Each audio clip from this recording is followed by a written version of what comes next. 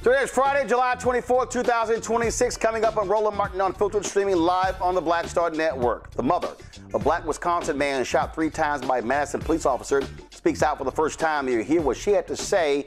We'll talk with a city council member about the protests in the city on the brink of unrest. A black Indiana teen who was falsely accused of pointing a gun at a white police officer is suing her and the city of Indianapolis. We'll talk to his attorney. Louisiana Congressman Cleo Fields is not running for re-election after Republicans changed their maps. He's seeking his old state Senate seat. I wish he didn't.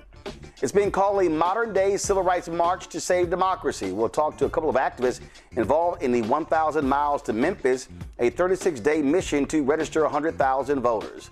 Bill O'Reilly and Geraldo Rivera clash over who won the 2020 election. I'm going to show you the stupidity of Bill O'Reilly. And that racist Nancy Mace, South Carolina Congresswoman, she's now targeting the Congressional Black Caucus and the other minority caucuses. Let's just say they fired back with the quickness. We'll also talk with the founder of an organization that is assisting disenrolled incoming freshmen at Howard University. Lastly, more drama on Capitol Hill. CBC members fire back at the nonsense. It's time to bring the funk on Roland Martin Unfiltered on the Black Star Network. Let's go. He's got it.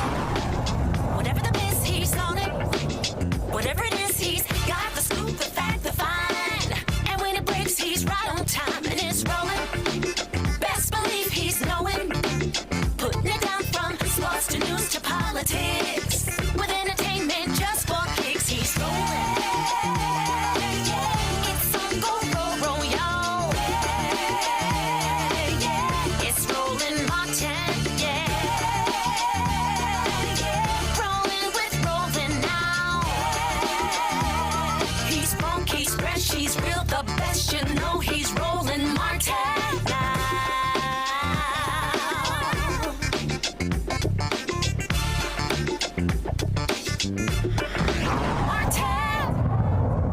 Protests continue in Madison, Wisconsin. A black man is shot by a white police officer, shot and killed. The massive protests broke out around the city on Wednesday and Thursday, with demonstrators even interrupting the news conference of the Madison Police Department chief. Police say Corey Ruiz was shot on Wednesday when officers were responding to reports of an individual trying to break into parked vehicles. Reports say Ruiz left the area on a bike before falling or being pulled off the bike by 4 cops. During a struggle with the officers, police claim Ruiz took out a knife and injured one officer. When another officer's attempt to restrain Ruiz with a taser failed, the injured officer shot Ruiz 3 times in the head. All the officers involved have been placed on administrative leave. None of the officers involved were wearing body cameras at the time. A bystander captured the only video of the shooting.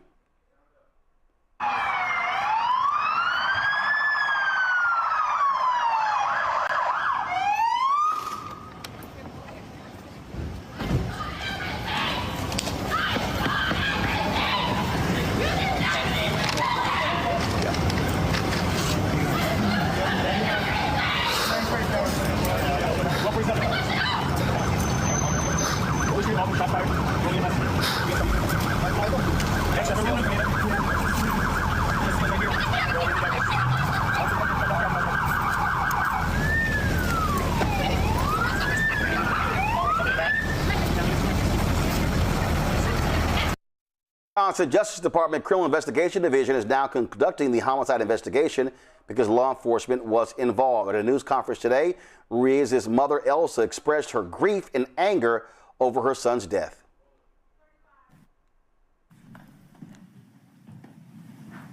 My son was an exceptional guy. He was my love. He loved his daughter. He loved his family. He did not deserve to be taken out like that. They took my baby from me. So I never thought I would have to bury my baby before you buried me. And I would never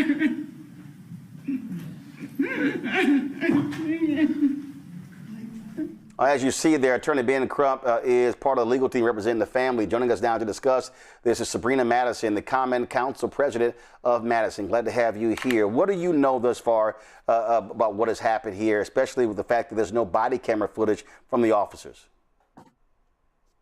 Yeah,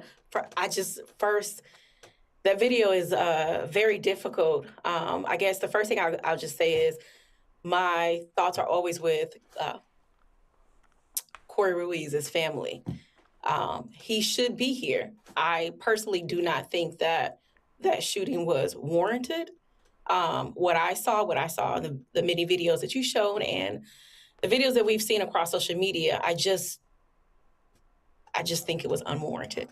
What I know to be happening now is that the Wisconsin Department of Criminal Investigations now has taken over the investigation because Madison Police Department, of course, cannot investigate itself in the state. That agency takes it over. And my hope is that they will get this done as soon as possible.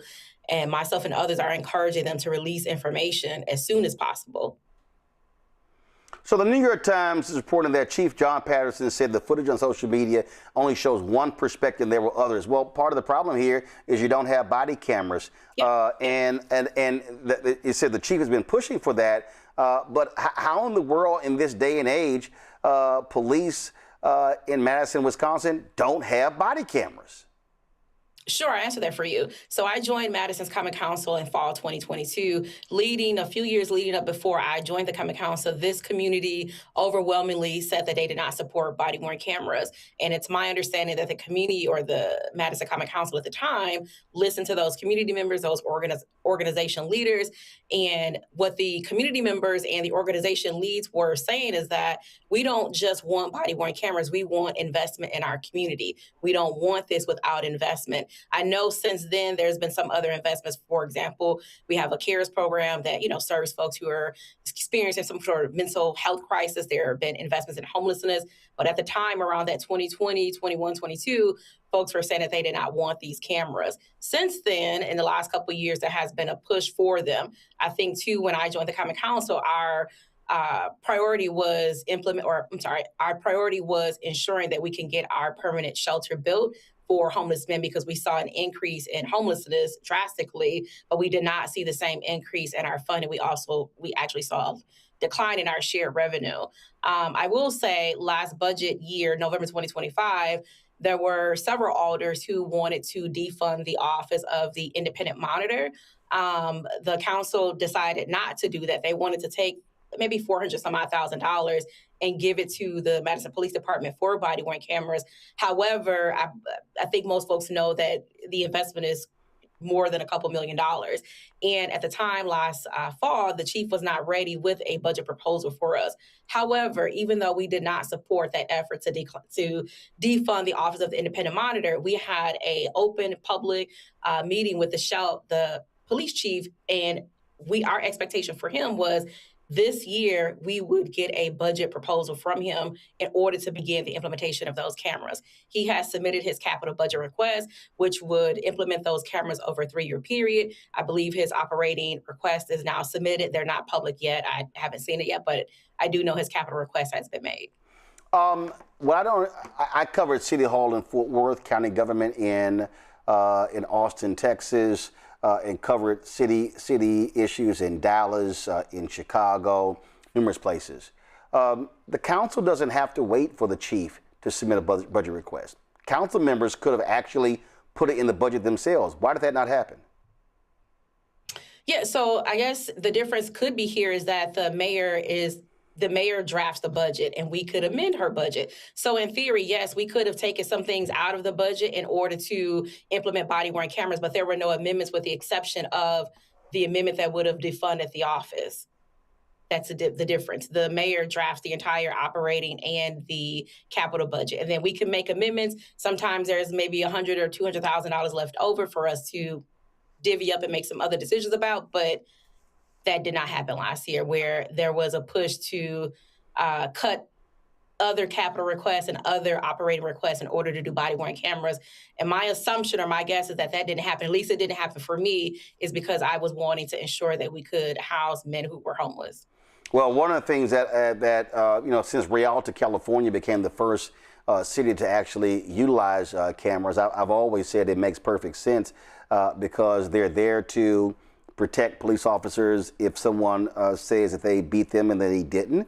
And the flip side, it protects the citizens as well. And so, you know, the biggest concern that I have right here is that you actually won't have any actual audio or video in real time of what took place from the officer's perspective. And someone can say, well, this video started before, this started after, we don't see the whole thing.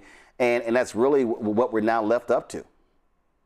Interpretation. Yeah, no, it sounds like, yep. I understand that. I definitely acknowledge that the lack of the city of Madison having body-worn cameras. I guess, again, at the same time, I'm also acknowledging that at the time, the Common Council back then, where the community was fighting for it, did not take it up. And then this last year, our priority was homelessness. And so we did not take it up.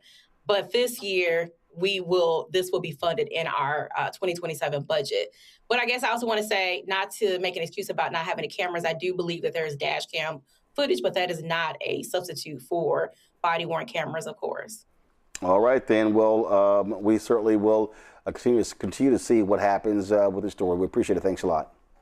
Yeah, thanks, Roland. Thanks a lot. I want to bring in my panel right now. Candace Kelly, legal analyst, host Takeaway with Candace Kelly out of South Orange, New Jersey. Matt Manning, civil rights attorney out of Corpus Christi. Michael Imhotep, host African History Network show out of Detroit. Candace, I'll start with you. The point I was making there, and this is going to be the issue, because you're not going to have the beginning and the end, you really don't know what precipitated this. And depending upon the video and when the person started shooting, again, they claim that a knife was pulled out. Well, does the video show a knife being pulled out? And, you know, all of that is important, which is why I just believe in 2026, there should not be a single law enforcement agency on the federal, state, county, city, school district level that does not have body cameras. And I've been saying this for years, that if the officers do not turn on their body camera and do not turn on their dashboard camera, or they turn off their body camera or turn off that dashboard camera, that should result in immediate termination. And not only immediate termination, but just an immediate understanding that they're trying to hide something. If you have a camera and you are trying to turn it off. But, you know, even if we don't have the specifics about when the knife might have come out or if it came out or not, someone on the ground, look, you know, from the view that we had, when we look at the use of force, it did not match the level. It appeared as if that gun was right to his head and several shots were made. How does that equate with a gun? These officers cannot say that they felt their life was in danger, in jeopardy, and that knife that was under his body or somewhere at that point met up with that particular, those shots that went into him. And all of this is evidence. If you don't have the body cam, if you just have somebody who's, you know, an innocent bystander who did the work that needed to be done, thank goodness in this particular case, then at least you have some evidence. But if you don't have a body cam, you can't even build a case against the police officers. So I don't see why there's any justification at all, why anybody would say, no, we do not need to have body cams. Regardless of what side you are on, the prosecutors or the defense, you need that body cam in order to make a defense and not, or to make a defense for yourself and to make evidence. And none of it makes sense. None of it makes sense. Can y'all roll the video again? I want to actually. Does the video that y'all have that we have in the control room, start from the beginning? Okay, all right, roll the video. Y'all roll it. Come on, no, I need to hear audio, guys.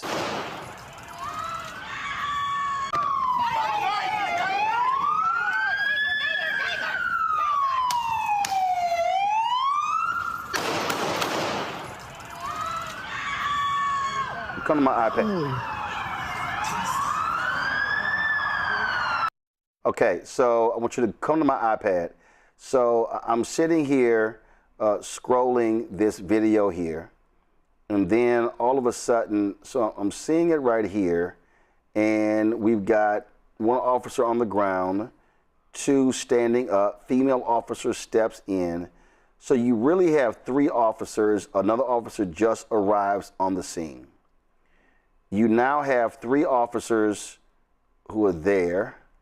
All of a sudden, so he's literally on the ground. You see the officer with his back to us is stepping on him. And next thing you know, so I'm trying to see. Okay. All right. So if I freeze it, let me go back. If I freeze it,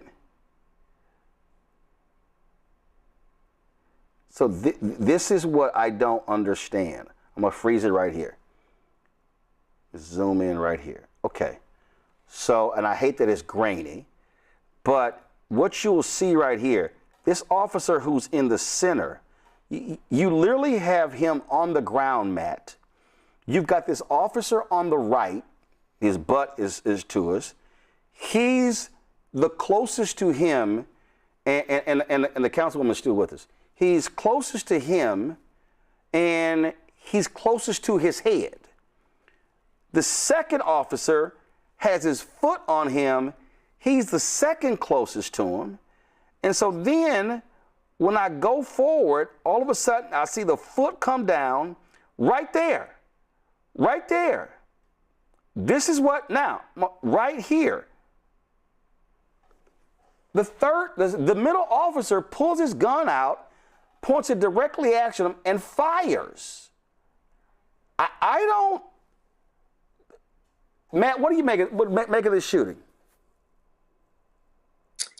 I think it's a bad shoot, for lack of a better term, as people would say.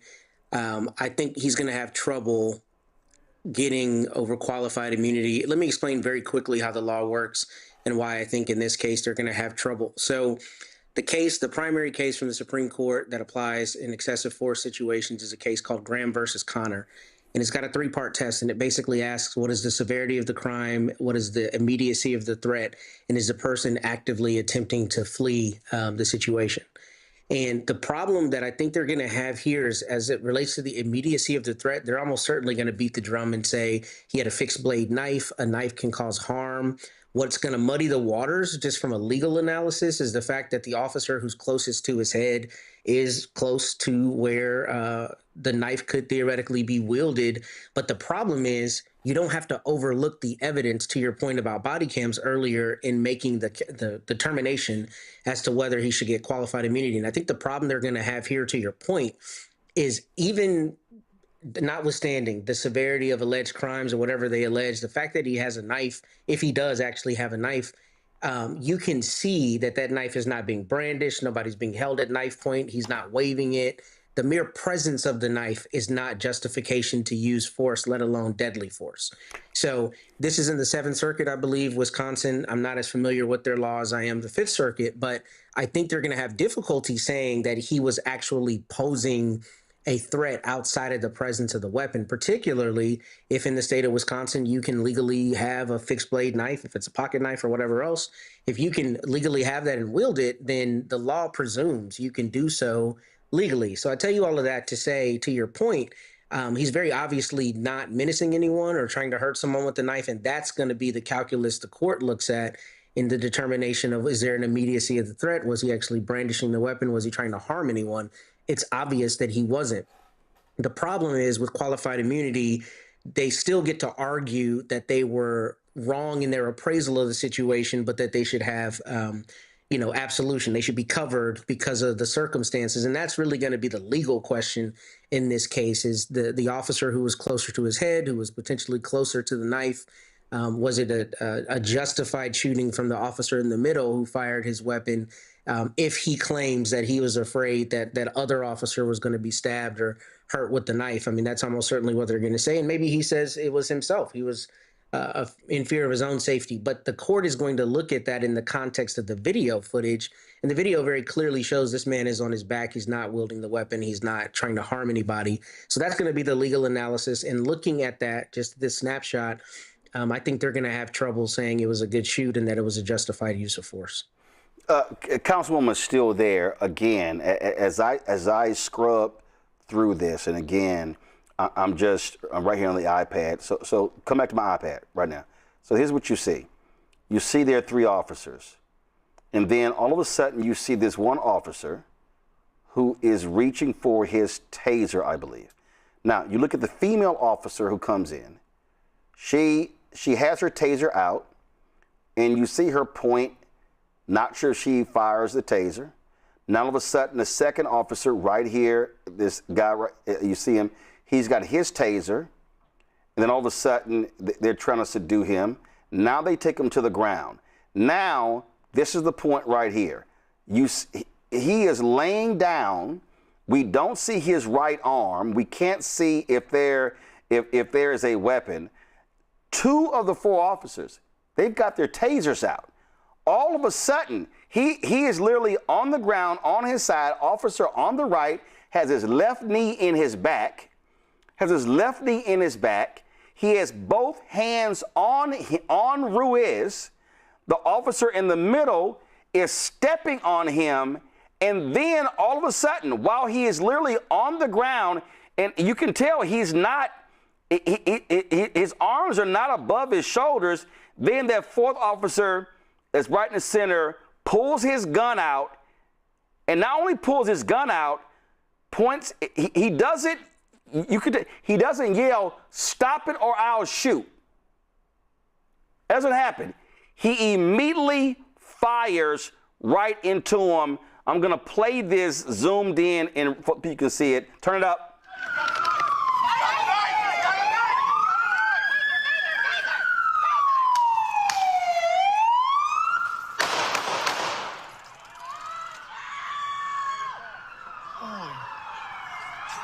Okay. I'm going to scrub this back. Give me 1 second. I want to do something right here. Let me zoom in here. Hold up. Let me zoom in here. Okay.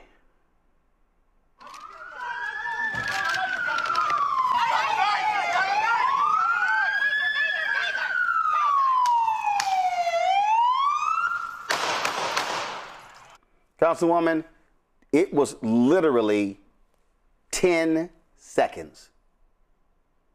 From the start of that video, it was 10 seconds before that officer fired 3 shots. Yep. And there was a local outlet here, local media outlet that reported it was actually 3 seconds between the taser and the 3 shots. Right, that was a taser. It was 10 seconds from the beginning. From the beginning of this video, the 3 of them descending, 4th officer comes in. It was 10.23 seconds. Yep. I'm seeing what you're seeing. And I mean, if we have officers who can't de-escalate, there is 4 officers out there. This makes no sense. It makes no sense at all. Michael. Yeah, this is a tragic event, another tragedy. It's complicated by the lack of body cam footage, so we can see different angles from the officers as they engage with Corey Ruiz. It's also, now I saw the story from ABC News. I read the article from the Associated Press. It's also complicated because in the account from the police chief, a taser, they attempted to deploy a taser. Something happened, either it didn't deploy or what have you. And then also the police chief alleges that one of the officers was injured by the knife. Now, we don't know if the officer fell on the knife. We don't know if Corey allegedly stabbed or cut the officer with the knife. So trying to get the order in which everything happened. If it was a situation where a subject stabs a officer with a knife and another officer draws his gun to shoot, well, now you have a deadly weapon being used, the knife. While but here's the problem. But here's the problem. No, hold on. Yeah.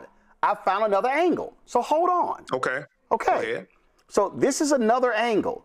This is the angle that's from the perspective of the female another angle. So here's what you'll see right here.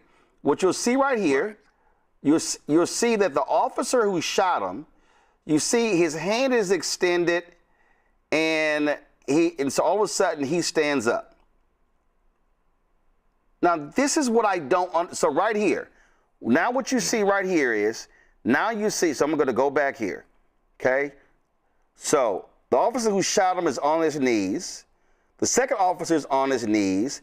Then all of a sudden so you see they pull him up. Now I don't understand the logic behind that either. So they pull him up. Then they turning.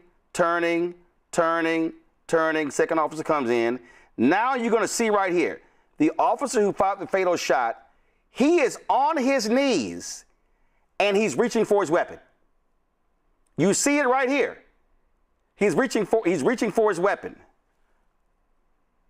1 second. Right here. Then all of a sudden, now, does he think he's reaching for his taser or his gun? All of a sudden, you see it right here. Female officer on the left, she is stepping in with taser. Third officer right here, you see him stepping on him to get him to stop. Then you see the officer draw his weapon, extend his arm. That's his weapon, right? That's his weapon. Now again, his argument may be, like it was in Tulsa, oh, they were reaching for the taser. He may have thought he had the taser and not his gun. But that's him reaching in right here with his gun, right here. Now, what I don't understand from the police chief, where an officer could have been injured with a knife anywhere in here, when this officer right here he's the closest, he's the only one who's on the body. His knee, you see it right here. They got to explain that angle. Like I was saying, it really complicates things when you don't have body cam footage to really see from the different angles what happened. Now, lastly, there have been a lot of people who advocate, and I've known people in the past who did training for police in jiu-jitsu and martial arts, because I don't know who trained these officers. That's not how you take down a subject. Usually when you have officers working together, you have one maybe do a double leg takedown from behind. You have one that will immobilize one limb while the other immobilizes the other limb. These officers here, I don't know what type of training that is. That's not how you safely subdue a subject that will avoid somebody from being killed. Well, the reality is you got 4 police officers who were on the scene. A 5th one pulls up. In this video here, you see how they are subduing him. And if anybody just as basic as all get out, Councilwoman, you see it right here. It's real basic. Anybody watches this video can conclude that if you've got 4 officers surrounding one person, and when that person goes to the ground, give me 1 second. That person goes to the ground. This person is completely on his side. One officer one officer in the middle is stepping on him, pushing his leg down. One officer has his left knee on his hip, has his left hand on his left shoulder, has his right hand appears to be on his head. What logic would one officer pull his gun out at point blank range and fire 3 times when the man is subdued? I don't believe that was a logical decision, a logical choice. To me, the option to shoot this gentleman, to shoot Corey at this time, made no sense. You have an officer, like you said, on his back. You have one who's put his foot down. There's a female officer in front of him, I believe, deploying her taser maybe. But either way, there are 4 officers with this gentleman. They've already got him down. So I do not agree that one of the options in subduing him should have been to shoot him 3 times in the head. It just makes no sense. It does not. We'll continue to follow this, folks, case as we continue. Let me go to Councilwoman. We appreciate it. Thanks a lot. Let me go to a break. We'll be right back. Roland Martin Unfiltered right here on the Black Star Network. All right, folks, let me get personal for a second. My mom had questions about her Medicare, so she called Chapter, a Medicare advisory company, and she texted me right after saying it's a great benefit. It was easy. A real person walked her through the whole thing, and now she understands better what's going on. But it's not just her. A woman in Yonkers wrote in saying the process was so simple, the enrollment was easy, and she was so glad she called. Then there's Marilyn, 90 years old, in Florida, living on Social Security. Her premium climbed every single year north of $400 a month for coverage she could barely afford anymore. So what does she do? She called Chapter. They found her the same top-tier coverage for hundreds of dollars less. 90 years old, and finally somebody in her corner. I hear stories like that again and again from our community. The Medicare system was not built to work for you. Too much fine print, too many plans. Yet Chapter's advisors are independent and honest, the only Medicare advisors that compare every plan nationwide. They're focused on one thing, what actually works for you. If you're already in the right plan, they'll tell you. No games. And people who switched with Chapter saved an average of $1,100 a year. All it takes is 20 minutes. You talk to a real person, and it's completely free help. So call Chapter at 724-264-8281, 724-264-8281. That's Chapter. With medicine and science under attack, I want to keep you and your family informed and healthy. I'm Dr. Ebony Hilton, and I knew at the age of 8 that I wanted to be a doctor. So I studied hard and became the first African-American female anesthesiologist hired at the Medical University of South Carolina since its opening in 1824. And I always say I was made into a doctor, but I was born to be a mom. And as a new mom, wife, sister, daughter, and friend, I understand how frightening a medical crisis can be. I care for individuals on some of the worst days of their lives, and it's my mission to provide you with a safe space to gain clarity on issues affecting your mind, body, and soul. I recognize that there are health disparities, particularly as it pertains to race, and I want to help bridge the gap between you and your healthcare providers. Join me every Thursday for Second Opinion on the Black Star Network, where each week I'll invite experts from various medical fields to share the latest health news. We'll discuss topics such as the vaccine debate, mental and sexual health, medical bias, infertility, menopause, andropause, nutrition, and aging.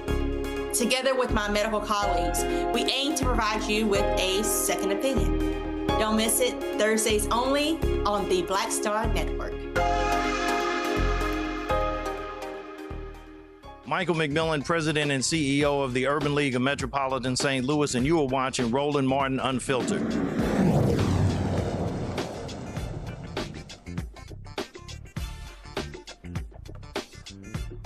A black 18-year-old is suing the city of Indianapolis and an Indianapolis police officer who lied about him pointing a gun at her.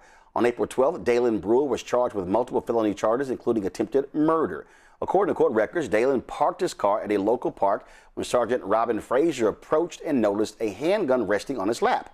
Marion County prosecutors dismissed every charge, saying the body camera footage did not support Frazier's version of the events.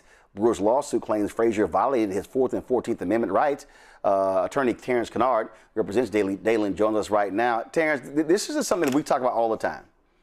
Officers will lie in their reports, leads to charges, and luckily, because I take it there was body cam footage that disputed what she had to say, and if the body cam footage ain't there, they're gonna believe the cop. And so she lied. That's correct. So she lied. And Roland, what's important to note in your opening there, it wasn't just that body cam exonerated my client, Mr. Brewer. It was Sergeant Brewer's own body cam And again, the body cam that she was wearing was her exact view of the events at the time they occurred. So the body cam was basically mimicking her own visual sight. So once she did all the things she did to effect an arrest, develop a police report and a narrative, recommend particular charges, including attempted murder against Mr. Brewer, and then filed that to be reviewed by a judge and the prosecuting attorney, there were questions raised about the events. And so they looked at her body cam footage, and her own body cam footage did not belie or make out or demonstrate what she had made in her report. Apparently, when she was questioned about those things, the prosecutor felt that there was no way he could go forward with charges, and charges were dismissed. But not until Mr. Brewer served about 4 days in the Marion County Jail here in Indianapolis, losing his freedom, particularly almost losing his job.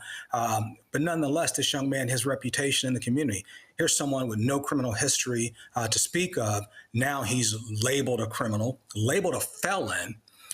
Not only just labeled a felon, the police have a particular website they use here where they like to use PR to show the number of felony arrests and how they're dealing with crime in the community.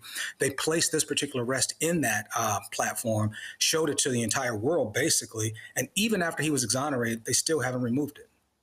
All right, I want us to start the video from the beginning, sound up, so I can hear what happened.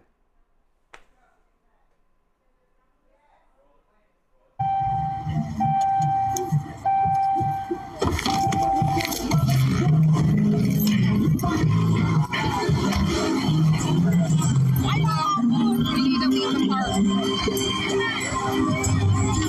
Move your hand down. Okay? Open the door. Open the door right now. Don't move your hands. I need another car here now. Don't move. Don't move. Do not fucking move.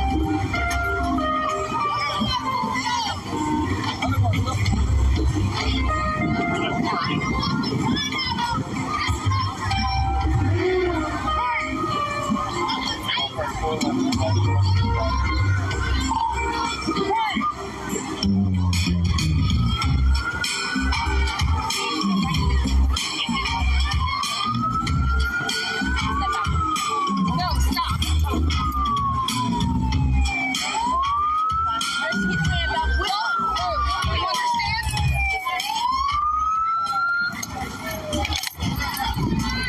Right, come on, when everything starts. Ready, say. Don't move, okay? You have a weapon on you? Yes, he did. Dead, but not anymore. Let's get him straight.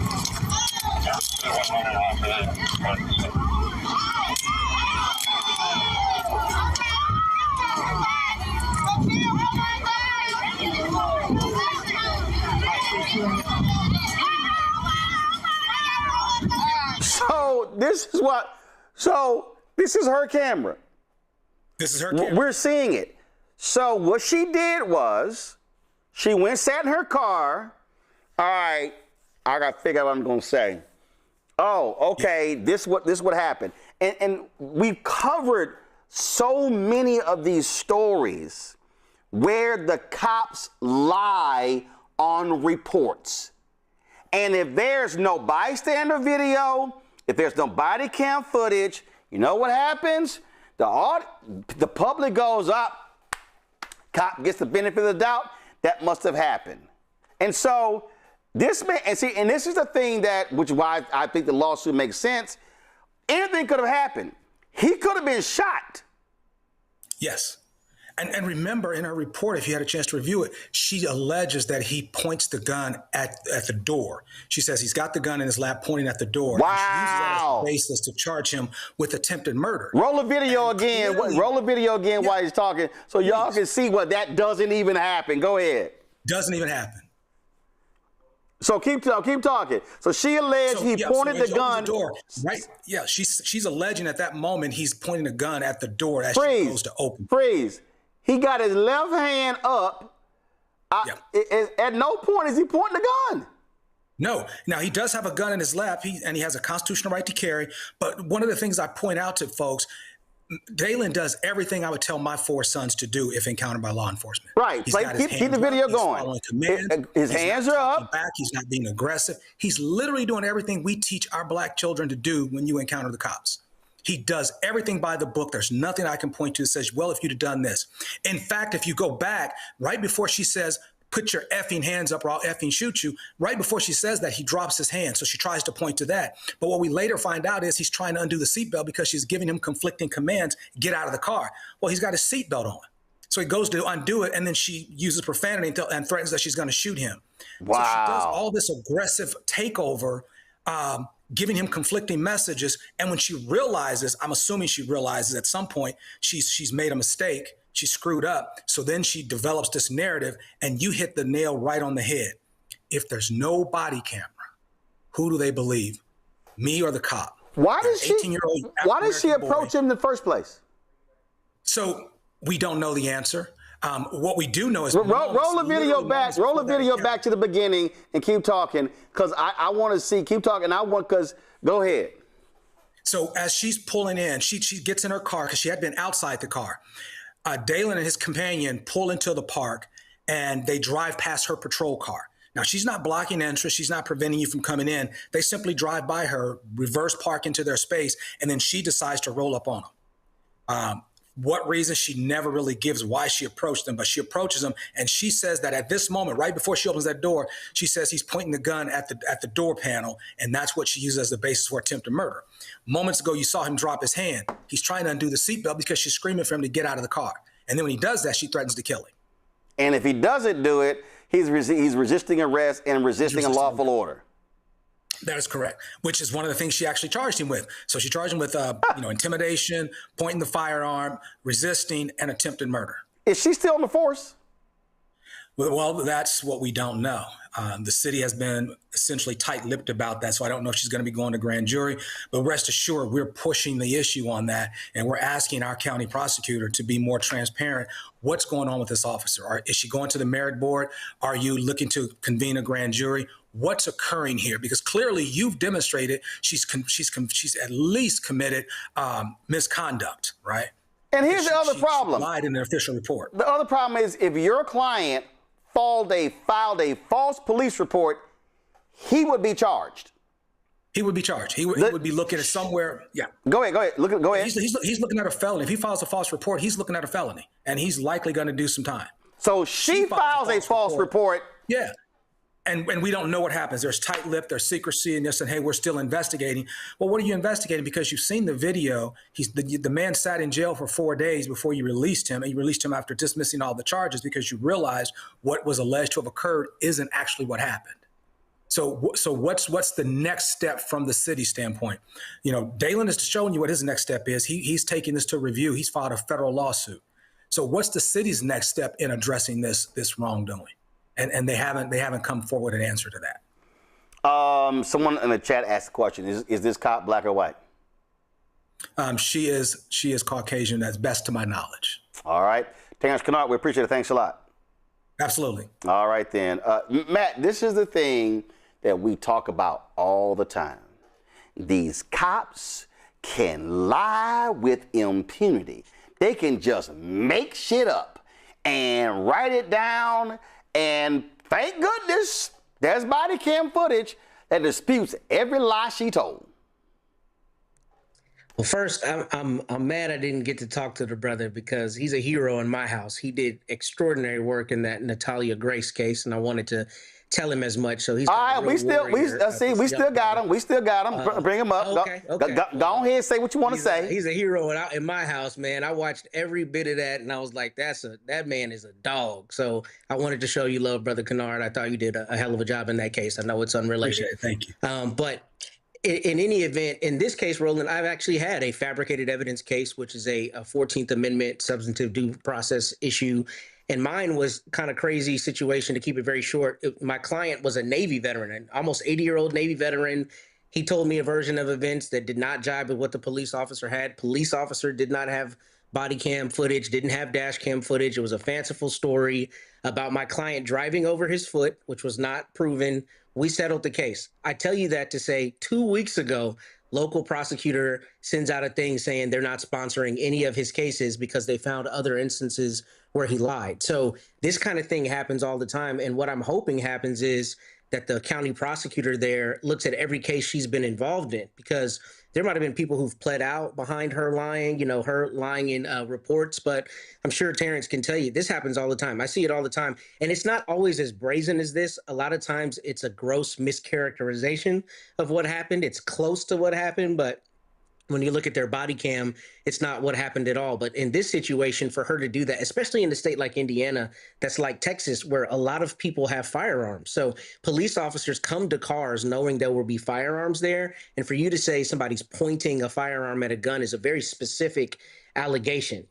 Had she written it like there was the presence of a firearm or something that's nebulous, at the very least, maybe you'd have a plausible deniability, but this is just a blatant lie. And I see this all the time in my criminal cases. I see it in my civil cases.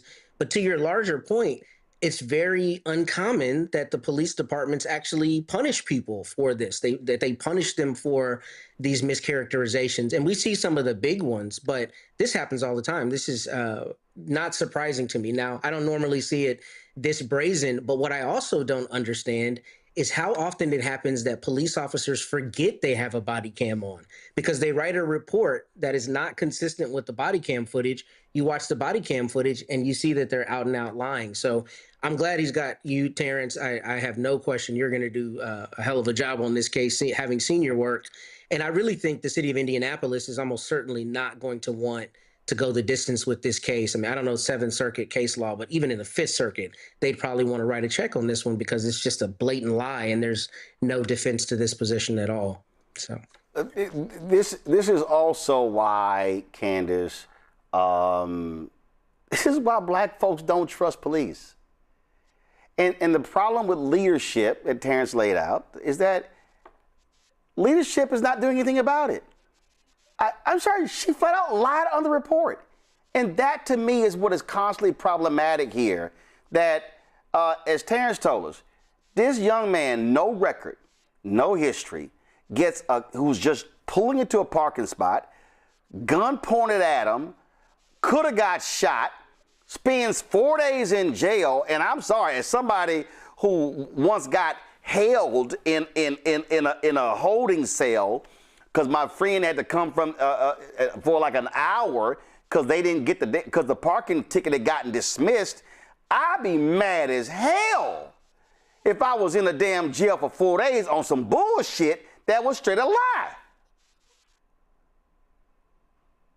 Yeah, and not only that, like you mentioned, his reputation has been ruined. He's going to spend years from now scrubbing what is on the internet every time he tries to get a job or when he goes to school or anything that he applies for. And that we know is a Herculean task. I'm curious from Terrence, what does he think, to kind of piggyback off of what Matt was saying? What's the disconnect where police officers feel so comfortable that they can create a narrative from scratch, even though there is video, and they put it all in writing and they swear that it's true? How is it that they think they can get away with it when they know that eventually they're going to be two conflicting stories, one written theirs and one on the video camera? What is the disconnect there where so many officers keep taking the chance and say, I'll just go ahead and try to make up this story? Well, it goes to this point, and it was said earlier, they at times they forget that they have this body cam. It becomes such a part of their normal equipment. They forget it's there, and they forget that it's recording. And you have officers who, I'm just going to be honest with you, they have this implicit bias.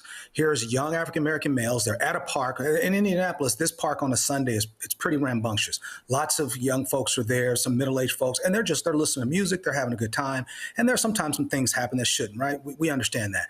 So they come with this implicit bias and they assume that I can say, hey, I smelled marijuana. I know there's going to be a gun. To the other person's point, this is Indiana. Almost everybody has a gun in this town. So they come with this implicit bias. And all I have to say is he pointed a gun, I smelled marijuana, and everyone's going to believe me. The problem she has in this instant was body camera did exist. And I can't stress enough, and this is going to be a major point in my lawsuit, you have to understand she came with a particular narrative that she thought would prevail because all I have to do is say it. And if that body cam doesn't exist, Dalen Brewer goes to prison for nearly 50 years. I need you guys to understand that he's charged with attempted murder. In our state, you get the same sentence for attempted murder as you do for the murder. So he's looking at 50 plus years in prison at the age of 25 simply because someone made up a lie. And if that body cam doesn't exist, she's going to say, who are you going to believe, me or you? They're going to believe you, an 18-year-old black kid in the park, or they're going to believe a law enforcement officer who's a sergeant. So that body cam saved his life. It didn't just get him out of those 4 days in jail. It saved his life. But it shouldn't have to be that, because she shouldn't be allowed to get away with making up a blatant lie and putting that man's entire existence on this planet in jeopardy. Because if this kid goes to jail for 50 years in Indiana, you do 75% of your time. So I mean, if he gets a 50-year sentence, he's serving 40 years. So he's not coming out of jail. He's dying in there. And that's literally what she was putting this man in front of, a death sentence, because she wanted to continue with a broken narrative.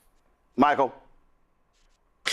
Well, number one, I'm glad this brother had the presence of mind to file a lawsuit, seek legal counsel, file a lawsuit, understand that there's legal recourse for this, and he doesn't have to just be a victim. So number one, I'm happy about that.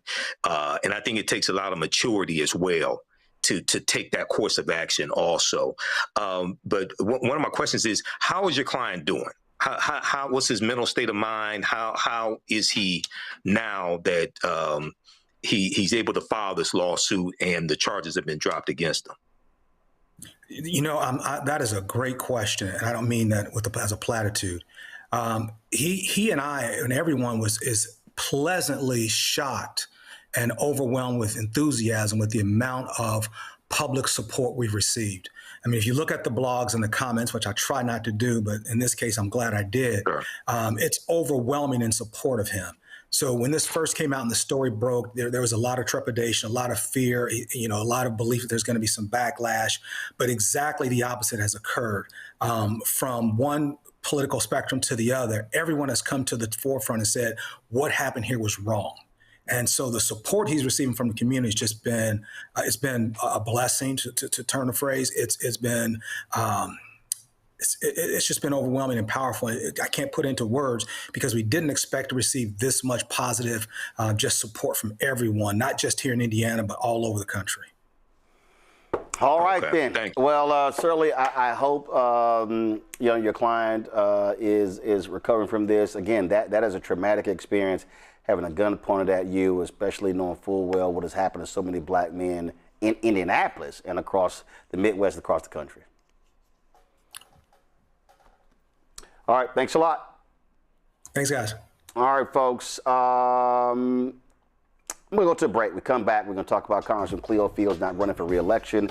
We're going to talk about the CBC's folks calling out some of these crazy folks on Capitol Hill. Lots to break down. Also, an HBCU expert explains what the hell happened at Howard University.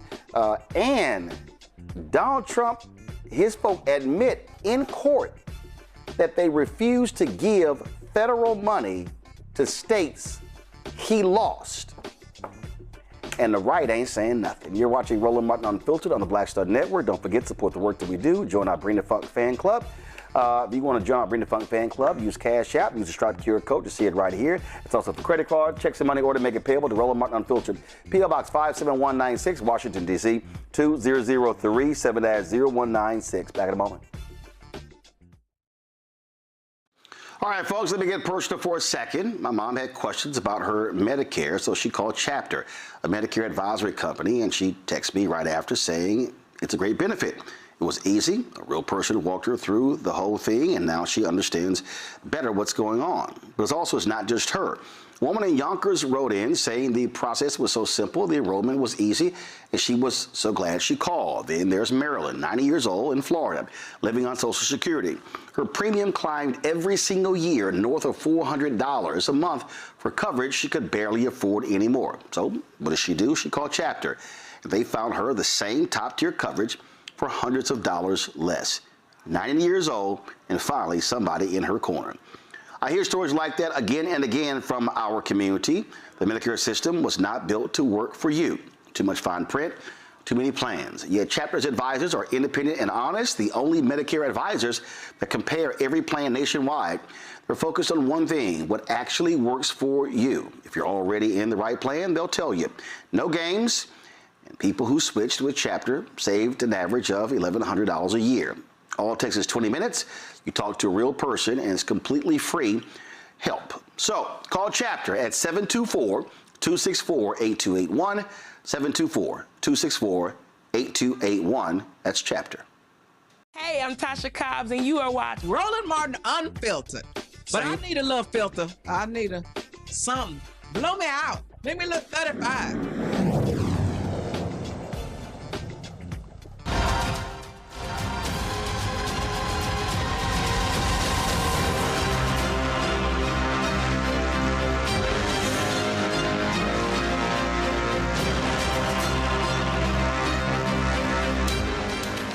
Louisiana Congressman Cleo Fields will not be seeking a second term.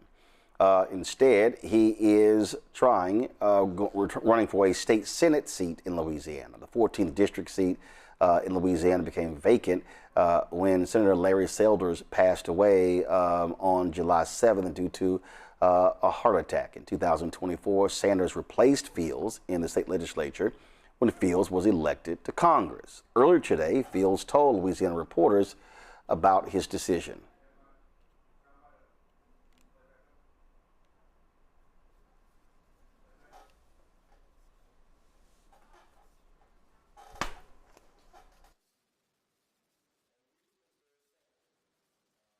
Cleo Fields was saying that he chose not to run because Republicans redrew his district. This filed the Louisiana versus Calais decision.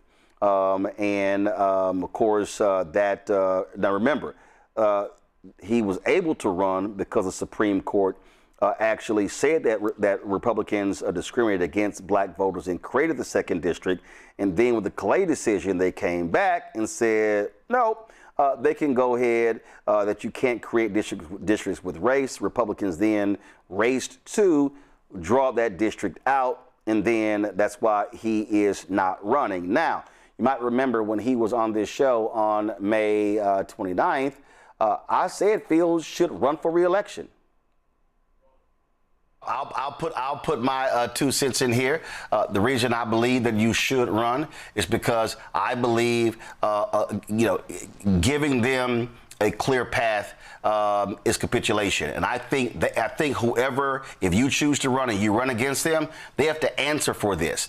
They have to answer on the record, will you stand up for civil rights? That Republican has to answer, will you stand up for voting rights? And every single question has to be put to them and then be able to go back to black voters and say, see, this is the person who is going to be representing you if you don't turn out to vote.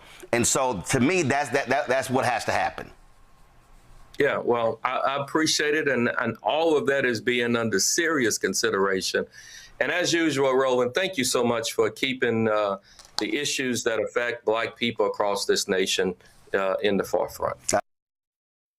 Michael, look, I get it. He was the state senator, and that position is opened up due to the death of his replacement.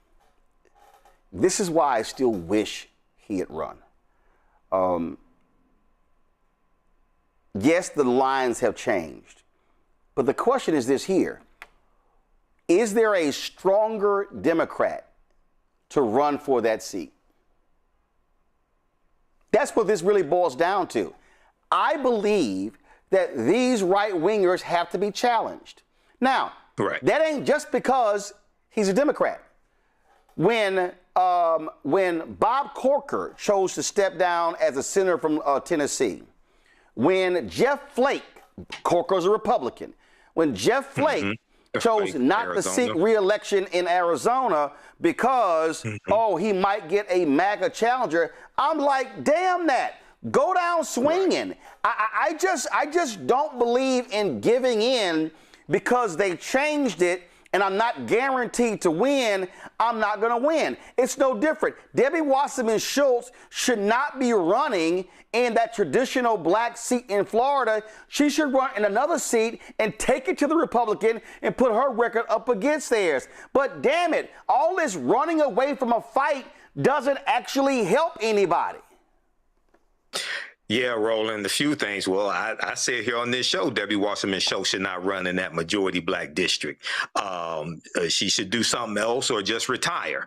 And here with Cleo Fields, so I saw part of the press conference on C-SPAN that he did, where he announced that he was running for Senator Larry Selder's, State Representative Larry Selder's, State Senator Larry Selder's vacant seat. And he talked about he wanted to take it back locally, and he thinks he would be more effective in local government than in federal government in the House of Representatives. And, you know, I can understand that sentiment, but I agree with you. These are straight up white nationalists, white supremacists, okay, who have a plan to wipe black people off of the political chessboard. So you don't run from the fight. You take the fight directly to them. And he could probably galvanize a lot of support from not just black people, but also white people who vote Democratic in the district that he would run in to defeat these white nationalists. But you don't, I wouldn't run from the fight. I think he has a good heart, but I can't stress enough. These people have to be fought head on, okay? Run into another position. No, we don't understand how badly it's going to get. And, 53% of Project 2025 has been put into place. It's something like 280 policies the Trump administration has already put in place from Project 2025. This ties right into them, the bill from Nancy Mace. I think you're going to talk about it. Well, I will. Trying to get rid of the congressional black caucus. So, Bob Line is in here.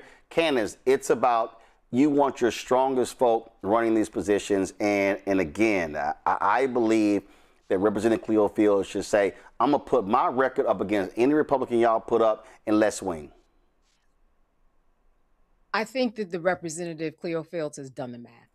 He has said to himself, where is it that I am most likely to win? Now, I'm not mad at him for that. I know that there is a fight to be fought and that he can fight the good fight and do well. And even if he doesn't do well, you need to fight so that people know that you've got a fighter and that you are not going to be backing down. He's 63 years old, from my understanding, and his plans might be something that we do not know of. And plus, he knows what that position is like. He's been in it before. It's a position that he can more than likely win. And he has thought about the outcome and the odds of him winning. And he has chosen where the odds are better. And I think that that is part of the situation here. We also don't know what's going on in his home life, his family life, what his plans are. He may not just be articulating right now because we know him as a fighter.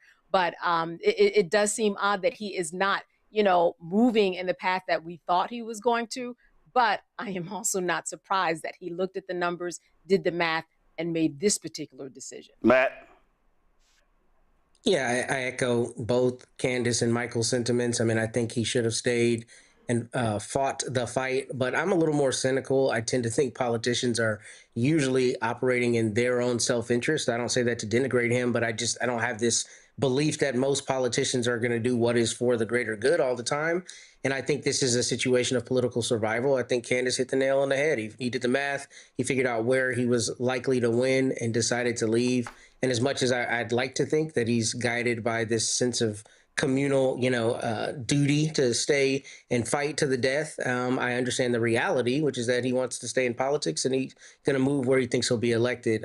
So that's my opinion on it. I think that they both hit the nail on the head. Well, I just don't think that you're going to be able to sway voters if you don't put your best and brightest up for the battle. All right, got to go to break. We'll be back right here, Roland Martin Unfiltered on the Black Star Network. All right, folks, let me get personal for a second. My mom had questions about her Medicare, so she called Chapter, a Medicare advisory company, and she texted me right after saying it's a great benefit. It was easy. A real person walked her through the whole thing, and now she understands better what's going on. But it's not just her. A woman in Yonkers wrote in saying the process was so simple, the enrollment was easy, and she was so glad she called. Then there's Marilyn, 90 years old, in Florida, living on Social Security. Her premium climbed every single year north of $400 a month for coverage she could barely afford anymore. So what does she do? She called Chapter. And they found her the same top-tier coverage for hundreds of dollars less. 90 years old, and finally somebody in her corner. I hear stories like that again and again from our community. The Medicare system was not built to work for you. Too much fine print, too many plans. Yet Chapter's advisors are independent and honest, the only Medicare advisors that compare every plan nationwide. They're focused on one thing, what actually works for you. If you're already in the right plan, they'll tell you. No games, and people who switched with Chapter saved an average of $1,100 a year. All it takes is 20 minutes. You talk to a real person, and it's completely free help. So call Chapter at 724-264-8281, 724-264-8281. That's Chapter. This is Eric Dickerson, and you're watching Roland Martin Unfiltered.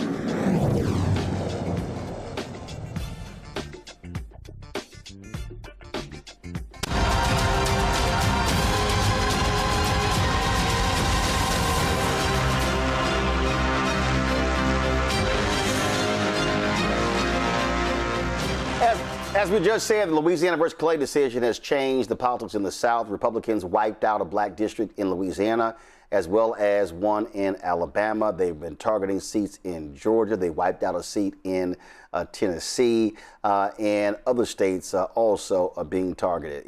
That decision significantly weakened Section 2 of the Voting Rights Act, one of the most important protections against racial discrimination, voting, and gerrymandering. Since that decision, voting rights groups have been in full force to ensure folks in the most racially gerrymandered districts in the South are registered to vote. We, of course, were in Montgomery for All Roads Lead to the South, a rally that took place. Those continue across the country. Today was the beginning of a 36-day, 1,000-mile solidarity march from Nashville to Memphis through the Deep South to register 100,000 voters. Activist Angry Male Vet and Kasim Rashid, the president of Just Win Humanity, join us from Nashville. Glad to have both of you here. Why are y'all doing this? Well, you said it, Roland, that we are living at an existential point where voting rights are being gutted. Ever since the Shelby versus Holder decision in 2013, we are seeing a systemic dismantling of voting rights on a scale that is only matched by the Jim Crow era. Most folks don't realize that prior to Shelby versus Holder, there were more than 200,000 polling locations across the country.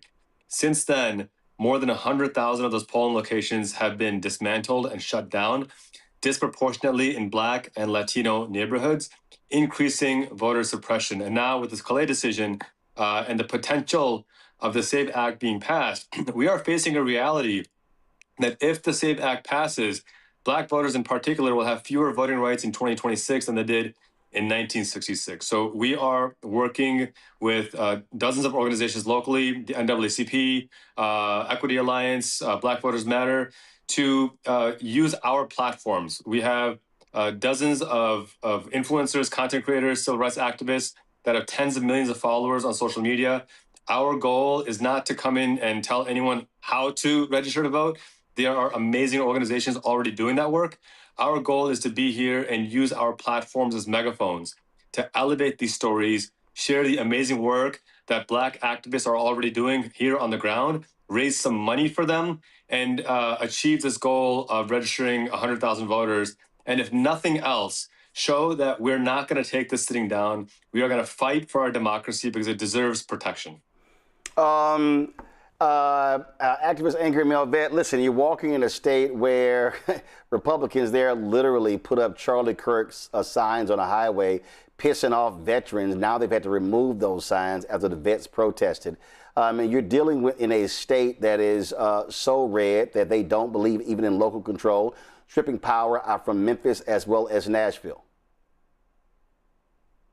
Yeah, it's a odd space to be in. You know, the first three words of the oath I took were to the Constitution were "We the people," and right now I'm watching the Republican Party, who is attacking segments of "We the people," and that is Black American voters.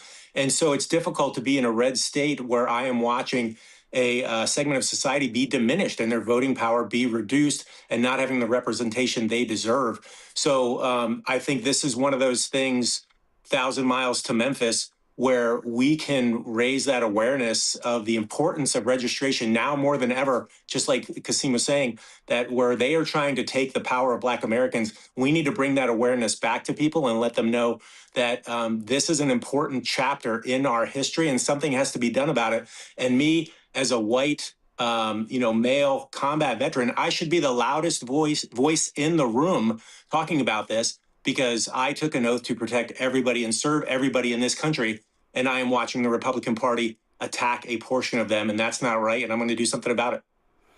So you talk about registering 100,000 voters. And one of the things that I've made clear to Democrats is that, listen, Black folks are out there doing their part. But part of the issue you have is you got a lot of white folks in Tennessee, in Florida, in South Carolina, in North Carolina, who are not stepping up. So who are you targeting with this effort to register 100,000 voters? Great question. And I want to emphasize that this is a march that's going to start in Nashville. It's going to go to Atlanta, to Birmingham, to Jackson, and back up to Memphis. So it is a loop through the South. And Roland, who we're targeting is everyone. I mean, we want everyone to vote. We want to maximize voter turnout. And I'm going to reemphasize that the goal of this is not to build a new system. There are already amazing Black-led organizations that are doing the work. The goal of this is to elevate the work that they're doing. The money that we're raising through Just for Humanity, a nonprofit, a 501c3, we are going to be utilizing these resources to support these local organizations. And I'm happy to come back and report on that once the march is done as well. But I think fundamentally, most Americans don't realize is how aggressive the voter suppression is. Here in Tennessee, you can't just go and register to vote. You have to go through a certification process. Shelby County, that made it illegal. And so most Americans don't even know how bad this cancerous impact of white supremacy is. And so one of the pillars of this is just to elevate these stories, let the folks locally tell their own stories, elevate those voices, and hopefully create more of a rallying cry behind it. And you know, if you can make it out to march with us, you can go to 1000milestomemphis.com and find a local march. Join us for a day. If you can't come out, then you can donate to the work that we're doing and make sure that you're helping us support these local organizations that are doing the work. And at the very minimum, we have a registration link that will triage you to your local state and help you get registered to vote. And so if nothing else, visit 1000milestomemphis.com, make sure you're registered to vote, and find 5 or 10 friends before the midterm elections and get them registered to vote. The only way this works is if we work in unison and build this massive coalition, a multi-racial, multi-gender, cross-state coalition. If we can do that, we can be effective, but it's not going to happen alone. I understand the point of registering anyone. The reason I asked that question, activist Angry Melvet, is because when we talk about the South, it's a lot of white voters who depend upon federal government, who depend upon money from the federal government. There are a lot of white conservative voters, independents, who don't like Obamacare, but they want the Affordable Care Act preserved, and it's the same thing. These same rural white voters are the ones that are sending their kids to die in the military. And what I have always said is that we often have initiatives that target Black voters, that target Latino voters, but in this country, we literally are afraid to say we're targeting white voters.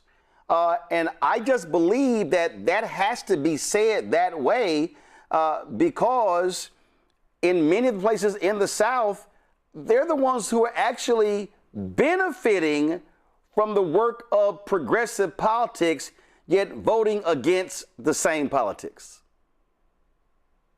Yeah, it's unfortunate. And I think there need to be more faces like mine that are at the forefront. And they're out there, and those voices are growing. but people need to see especially white males that are voting for policies that are going to benefit everybody, especially rural voters, rural white voters, and break through this propaganda machine that has been perpetuated by the GOP for decades now, that is getting people to vote against their own best interests. And so going out there, 23 years in the military, combat veteran, as a white face and saying, these are the kind of policies that will make our lives better, everyone's lives better, especially in the rural areas, I think is super important. So I hope that in my presence in this multiracial, gender effort going through, that my presence, I'm going to be marching in uniform, part of my uniform, going through, that people understand that there is a permission structure to go vote for things that are going to benefit you and not continue to go down this, dark road of listening to the lies that are being perpetuated by the current Republican Party that have done nothing for them over decades. All right, then. Well, certainly good luck with the march, and I hope you hit the 100,000 goal. Thank you, Thanks, Roland. All right, thanks a bunch. Folks, we have made it clear that the twice impeached, criminally convicted con man in chief, Donald the Con Man Trump, only cares about red states. Well, they've been lying all this time. When we look at a lot of the cuts they've been making, we told y'all the cuts were because the people were black, because they were Latino, because they were women, because they were gay. Well, guess what? They are finally admitting in court that, yeah, we didn't give money to states because they didn't vote for Donald Trump. Yeah, seriously. The admission was reported by the New York Times, and it shows how they operate. Okay? We're talking about $7.5 billion in grants for education, energy, health, housing, infrastructure. Okay? It's all there. Go to my iPad. You see it right here. It's how they weaponized it. And they want to control the money and damn what Congress actually has to say. Now, they're blatant. This is what it says. The White House court did not respond. And so look at this here. After reviewing its spending, the Energy Department last fall created a list that recommended canceling more than 600 grants awarded by the Biden administration for a wide range of novel energy projects. That list included funding for projects in states represented by Republicans and Democrats. But in October, the White House Budget Office, led by Russell Vought, terminated only 284 of those grants. In a social media post announcing the news, Mr. Vought pointed to the motivations. Nearly $8 billion in green new scam funding to fuel the left's climate agenda is being canceled. Months later, in court filings, federal officials indicated there was little else that had informed the final decision about which grants to cancel. With one exception, a lawyer for the Energy Department conceded in a court filing this month, the 284 terminated grants had a recipient location and or at least one place of performance in a state that awarded its electoral votes to Kamala Harris in the 2024 election and has 2 Democratic caucusing senators. The lawyer acknowledged that none of the grants were included in the October terminations, quote, based on any programmatic, statutory cost reduction or performance-based factor. And what they were scared of, the reason they agreed to this, Candace, they were scared because of future depositions that would reveal even more shameful behavior. And you know what? This is why good journalism matters. Let's start there. We know that if it wasn't for people who were on the ground looking through these documents to begin with, they would not have found these truths.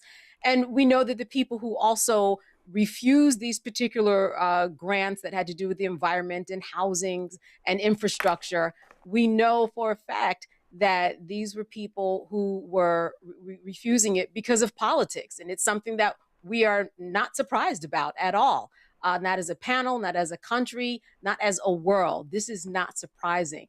I also think that it just goes to show how far people will go in order to hide the truth until they are forced to actually tell the truth. Because as you said, this would have never come out had it not been for other depositions and things that will actually reveal more. So this is an important story, not just because of the story itself, but because it represents a larger picture as to what is going on in the United States of America that actually ultimately impacts the world in terms of how we are seen as a country and how we compete on a larger scale. So an important story, not surprised. Matt, federal officials offered the new details about the grant cancellation as part of an agreement with plaintiffs meant to spare the government an exhaustive evidence uncovering process known as discovery. The court filing said that process could have required federal agencies to hand over more damaging records. The agreement applied to other federal agencies targeted by the lawsuit, including the Department of Transportation and the Department of Health and Human Services. Some agencies later revealed new details about the ways in which they reviewed their grants, using specific words tied to Mr. Trump's political priorities and past directives for possible cancellations, according to additional court documents this month. The filings also appeared to undermine the congressional testimony of Energy Secretary Chris Wright, who spoke about the cancellations in a June House hearing, saying no decision were made on politics. Sounds like he committed perjury to Congress. Yeah, it sounds like he said something that was untrue under oath in front of Congress. And I'll tell you, talking about discovery, literally this morning, I deposed 2 federal employees in a case that I have, and it is not an easy thing to do that.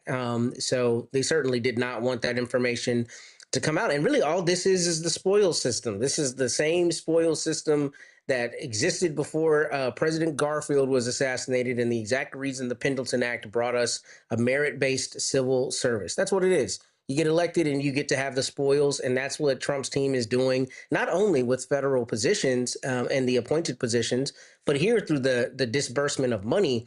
Now, what I'm really surprised about is that they didn't have a pretext. I mean, that's what's so crazy about this, what we're seeing with them, all the corruption we're seeing. There was a pretext. So there was a pretext. He lost the state. And see, here's the crazy part. He lost the state, but it's not like there weren't Republicans in the state that voted for him. He was like, screw y'all. Yeah. No, that was the reason. I'm saying there's not a pretext, like a purported reason that's okay for them to do it, right? Like the person who gave that statement said there was no programmatic reason that we didn't disperse this money. What you normally see people do is say these programs were deficient for this reason. We divested the money from here and put it over here for some other reason so they can have plausible deniability. No, that's what I'm saying. But see, when you're so corrupt, you don't give a damn about plausible deniability. It's like, yo, whatever Poopy Pants wants, we're gonna do, and that's just where we are. And you know who's the most silent, Michael? Fox News, right-wing media, silent. Oh my God! If this was Biden or Obama, we wouldn't hear the end of it. Absolutely, and it's some of those poor white people that watch Fox News that are in some of these states that had these grants taken away from them that are being hurt by these policies. So just a couple quick things. I got the breaking news alert from the New York Times. So I read the article about this. Russell Vought is the architect of Project 2025. Okay, so let's start right there. Okay. And Project 2025, one of the things it deals with, not just DEI, but attacking climate change grants, because the Biden-Harris administration was really progressive when it came to dealing with attacking climate change. That's one of the things that the Inflation Reduction Act did. And what we've seen, and we can go to the 62 lawsuits that Trump and his cronies filed trying to overturn election results in the 2020 election. They say one thing on Fox News. They say one thing on Newsmax.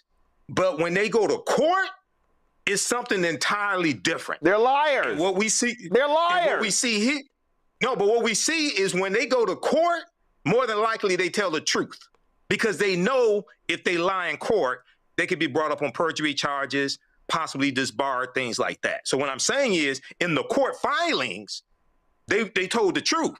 It's different than what they say on TV, on Fox News, at press conferences and things like that. Yes, so because as Candace and Matt will know, those lawyers are like, y'all ain't screwing up my law license. Exactly. They're saying, you ain't screwing up my future. So yeah, so this is really good reporting. And once again, this shows the consequences of elections. But if you go back in October of 2025, Russell Vought held up the project, that tunnel, New York tunnel, that's $16 billion. And when he said he was holding up, they were trying to root out fraud, what have you. But they also mentioned DEI, unconstitutional DEI. That was another reason why he gave for doing that. Okay, so this is excellent. But once again, this goes to the consequences of elections. This is why we have to take back power and hold these people accountable and vote them out of office. Again, what we are dealing with are flat out pathetic individuals who will absolutely lie about anything. This is who they are. I don't trust them to do anything. I've never trusted them. And again, and we've said this, Fox News and all of these people will defend them at every single turn. Update in the Nolan Wells case, folks. The autopsy report in the Nolan Wells case is going to remain under wraps until a grand jury review. That's the decision of the District Attorney Angel Miles McElrath. She released this video laying that out. Let's get this to play. 1 second. I want to talk directly to the people of Jackson County. Our community is grieving the tremendous loss of Nolan Wells, who is loved and treasured by everyone. Nolan's family deserves answers, and our community deserves answers. Every death in the county, except those of natural causes and non-criminal car wrecks, are presented to your grand jury. Many people don't know that. We have handled death investigations in this manner my entire career. Nolan's case is being handled the same way, with the same care and the same commitment to the truth that we handle all death investigations. I understand the public's urgency to know what happened to Nolan, but we are not taking time for time's sake. We are taking the time required to complete the work this investigation demands. Since Nolan was reported missing, local, state, and federal law enforcement agencies have worked around the clock investigating what happened to him. Every piece of evidence must be examined. Every credible lead must be followed to its conclusion. Every witness interview must be analyzed in context of all other evidence. The pressure for answers does not change what the work requires. Our responsibility to Nolan and our community is to complete this investigation thoroughly, carefully, without compromise, supported by the evidence and worthy of the confidence of the people we serve. I also understand that many people have questions about why more information has not been released publicly. In Mississippi, the rules of professional conduct restrict the information a prosecutor can release during an investigation. Our restraint in communicating facts and evidence is not an effort to keep the truth from the public. It is an effort to protect the integrity of this investigation in the grand jury proceeding. As your district attorney, I have an ethical obligation to avoid public statements that could influence witnesses, prejudice a proceeding, or compromise the fairness of the legal process. My obligation extends to and requires me to use reasonable care to ensure investigating agencies avoid making those statements and releasing information as well. These rules exist to protect the search for the truth, not to prevent it. As divided as the discussion surrounding Nolan's death has become, I know we all want the same thing, to understand what happened to Nolan. With that being our shared goal, we must also share in the goal of protecting the integrity of how the truth is discovered. If we sacrifice the integrity of the process in effort to satisfy today's questions, we risk undermining the confidence in tomorrow's answers. When the public asks, what about this, or have they looked at that, or did they think about this? The answer is yes. Those are the same questions investigators ask. The difference is that we can't publicly discuss the evidence, the interviews, or what those efforts have uncovered while the investigation is underway. Again, our restraint in sharing details of the investigation is not a refusal to share the truth. It is our commitment to protect the process that allows the truth to be known with confidence. There's a lot of information out there, and there is a heck of a lot of misinformation out there. I simply want the community I serve to know that this investigation is being handled with the care, professionalism, and commitment to the truth that every family in Jackson County deserves. As we continue this important work, Nolan's family, his friends, and all who loved him remain in our prayers. So, Matt, you can't release the autopsy details? You can, but I will tell you, I'll probably take a different tack than other people on this, having been the number 2 at a DA's office. These are the real conversations that are had. I mean, people have the real conversation about what can we release without affecting the integrity of the investigation. Now, whether she can release it under Mississippi law, I don't practice and live in Mississippi. I don't know what it is there.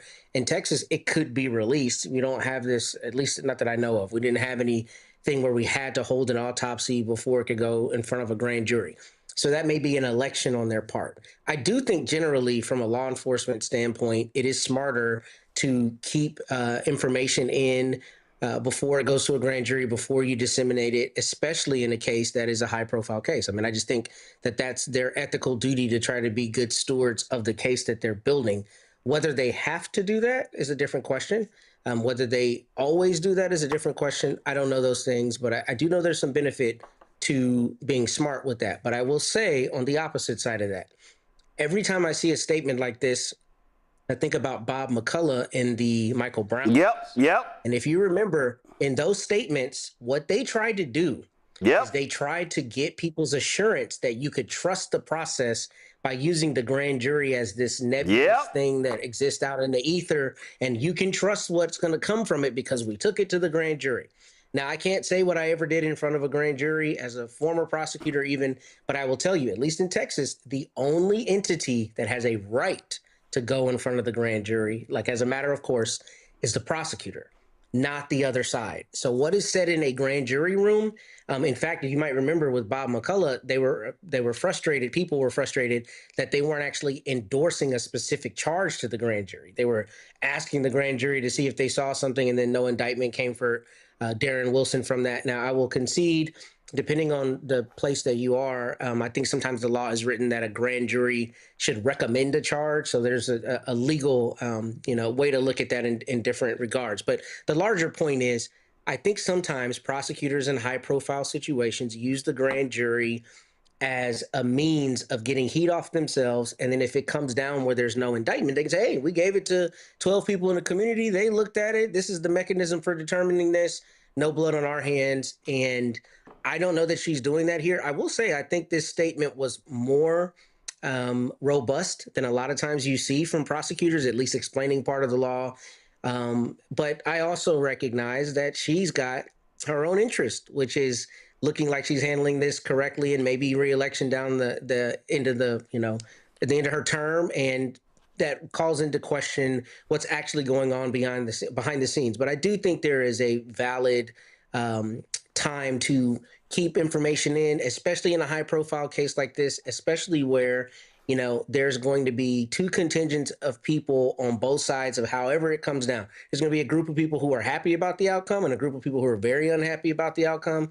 And I think they want to control as much information going out at this point. So it makes sense to me logically, but I also think that there may be some space where they could totally release the autopsy without running afoul of the law, and maybe they're just choosing not to do that. Well, Candace, Matt decided to take your thunder. I was going to specifically ask you about that St. Louis case in terms of how they were like, well, we just took it to the grand jury and, they decided. I mean, this is giving me shades of that. And grand juries are sealed, right? So we don't know what that process is going to be. That will ultimately give us the decision after the grand jury process is complete. I think the other thing is that so far, they've released everything else. We've already had the police come to a conclusion that there was no foul play involved by like day or 2 or 3 after they found the body. We have information and audio and video and statements and people talking and press conferences. And now you want to stop at the autopsy?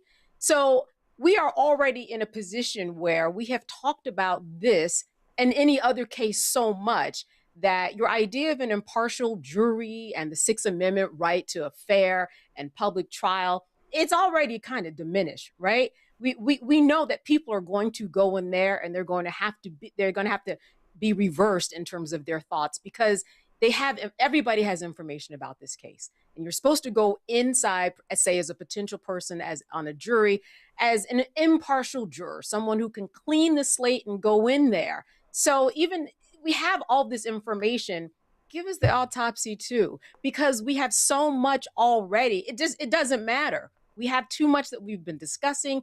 Even with what the autopsy has given us so far, this red spot at the back of Nolan's neck, we've been talking about that for days now. Everybody everywhere, people who could potentially be on the jury and everything. We also know this about what happens in a court of law.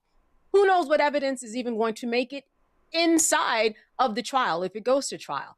It all goes through a process where really the evidence you have to go through a process, and certain evidence makes it and certain evidence doesn't. So we don't even know what's going to be considered. So we might as well see what all of it is, because this is all part of the process in terms of us being taxpayers, keeping the lights on at the courthouse, paying the prosecutor, paying people who are on the jury. It's our right to see everything, and it's our right as the public to have access to everything starting now. Michael?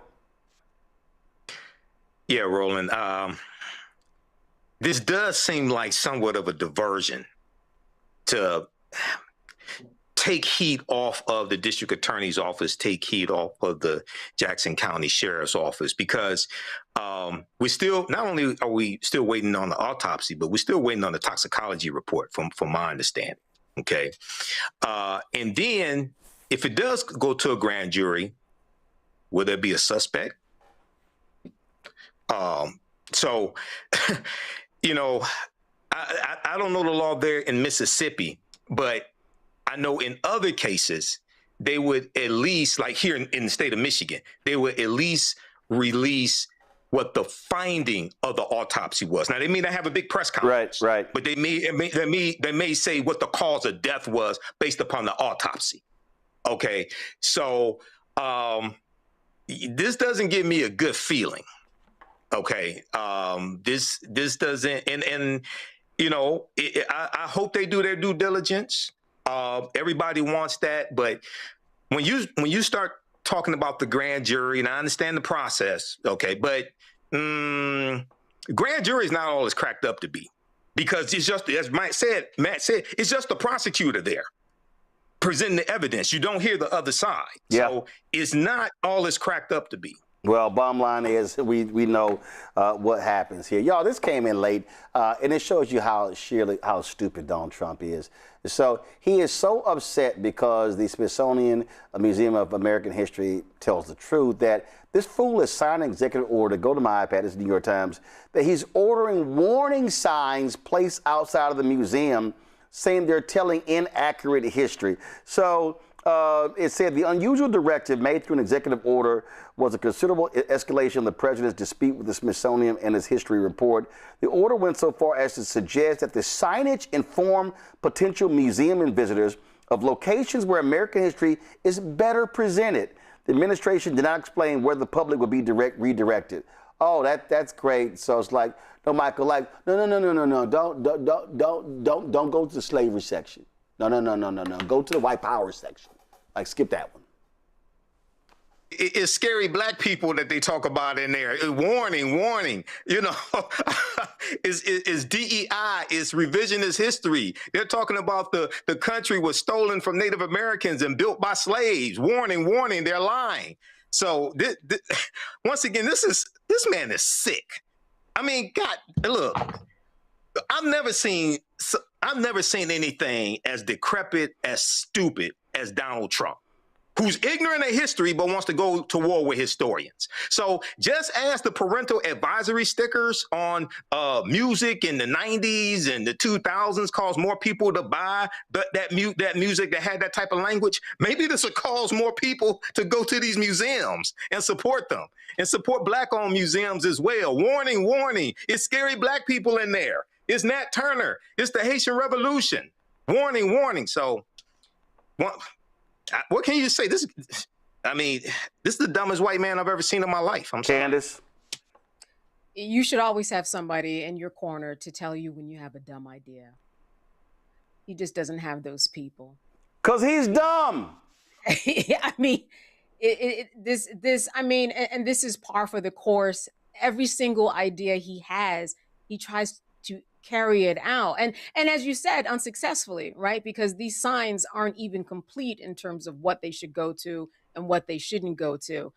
I keep just saying, I'm not surprised, but it's also a lesson to be learned in terms of how he functions and how he just does what he wants to do. It's amazing to see him in action. And I got to be honest, there are a lot of lessons to be learned. You know why? You say something, you do something enough, people will eventually begin to believe in your product and endorse you. And that's how he's gotten a lot of people on his train, because he does exactly what he wants. He's an insane idiot, Matt. Yeah, this is true. Yeah, man, you know you're down bad if you're beefing with the Smithsonian. I mean, that on my God, for 2023. put up some warning signs. I have white fragility. Warning signs at the Smithsonian. See, also, the Smithsonian came about because a British guy left a bunch of money. He hadn't even visited America, a British scientist. So, if you want to tout that a white guy started the Smithsonian. But this is just, absurd. I love the way Candace framed that. He doesn't have anybody in that White House who will tell him that he has a dumb idea. But there's got to be somebody in there like, we're really beefing with the Smithsonian right now. We have bigger fish to fry. But this is a part of that fragility. And this is also a part of that propaganda machine that attacks everything that is not prototypical white and whatever you think is red-blooded American. And if it doesn't say that America hasn't had its warts over the 250 years, then, it's revisionist history and it needs to be attacked. And that's what we're saying. And it's absolutely stupid. All right, folks, I'm going to go to a break. We come back. We're going to talk about Howard University, the drama there. Plus, want to talk about stupid? Bill O'Reilly and Geraldo Rivera. You're watching Roland Martin Unfiltered on the Black Star Network. YouTube people, y'all over here commenting. I see y'all left them crazy. Can y'all hit that damn like button, please? We should easily be over 1,000 likes. What is taking y'all so long? We should be at 1,000 when we come back from this break, all right? So get on it. Also, if y'all want to join Bring the Funk Fan Club, please do so. Use the Cash App. Use the Stripe QR code. You see it right here. There's a credit card as well. Checks and money order. Make it payable to Roland Martin Unfiltered, P.O. Box 57196, Washington, D.C. 2003 7-0196. PayPal is rmartin unfiltered. Venmo RM Unfiltered. Zelle Roland at RolandSMartin.com. Roland at RolandMartinUnfiltered.com. If you're listening, go to BlackStarNetwork.com for all the ways to give. Back in a moment. All right, folks, let me get personal for a second. My mom had questions about her Medicare, so she called Chapter, a Medicare advisory company, and she texted me right after saying it's a great benefit. It was easy. A real person walked her through the whole thing, and now she understands better what's going on. But it's not just her. A woman in Yonkers wrote in saying the process was so simple, the enrollment was easy, and she was so glad she called. Then there's Marilyn, 90 years old, in Florida, living on Social Security. Her premium climbed every single year north of $400 a month for coverage she could barely afford anymore. So what does she do? She called Chapter. They found her the same top-tier coverage for hundreds of dollars less. 90 years old, and finally somebody in her corner. I hear stories like that again and again from our community. The Medicare system was not built to work for you. Too much fine print, too many plans. Yet Chapter's advisors are independent and honest, the only Medicare advisors that compare every plan nationwide. They're focused on one thing, what actually works for you. If you're already in the right plan, they'll tell you. No games, and people who switched with Chapter saved an average of $1,100 a year. All it takes is 20 minutes. You talk to a real person, and it's completely free help. So call Chapter at 724-264-8281, 724-264-8281. That's Chapter. Hey, I'm Malcolm Lee, and you're watching Roland Martin Unfiltered.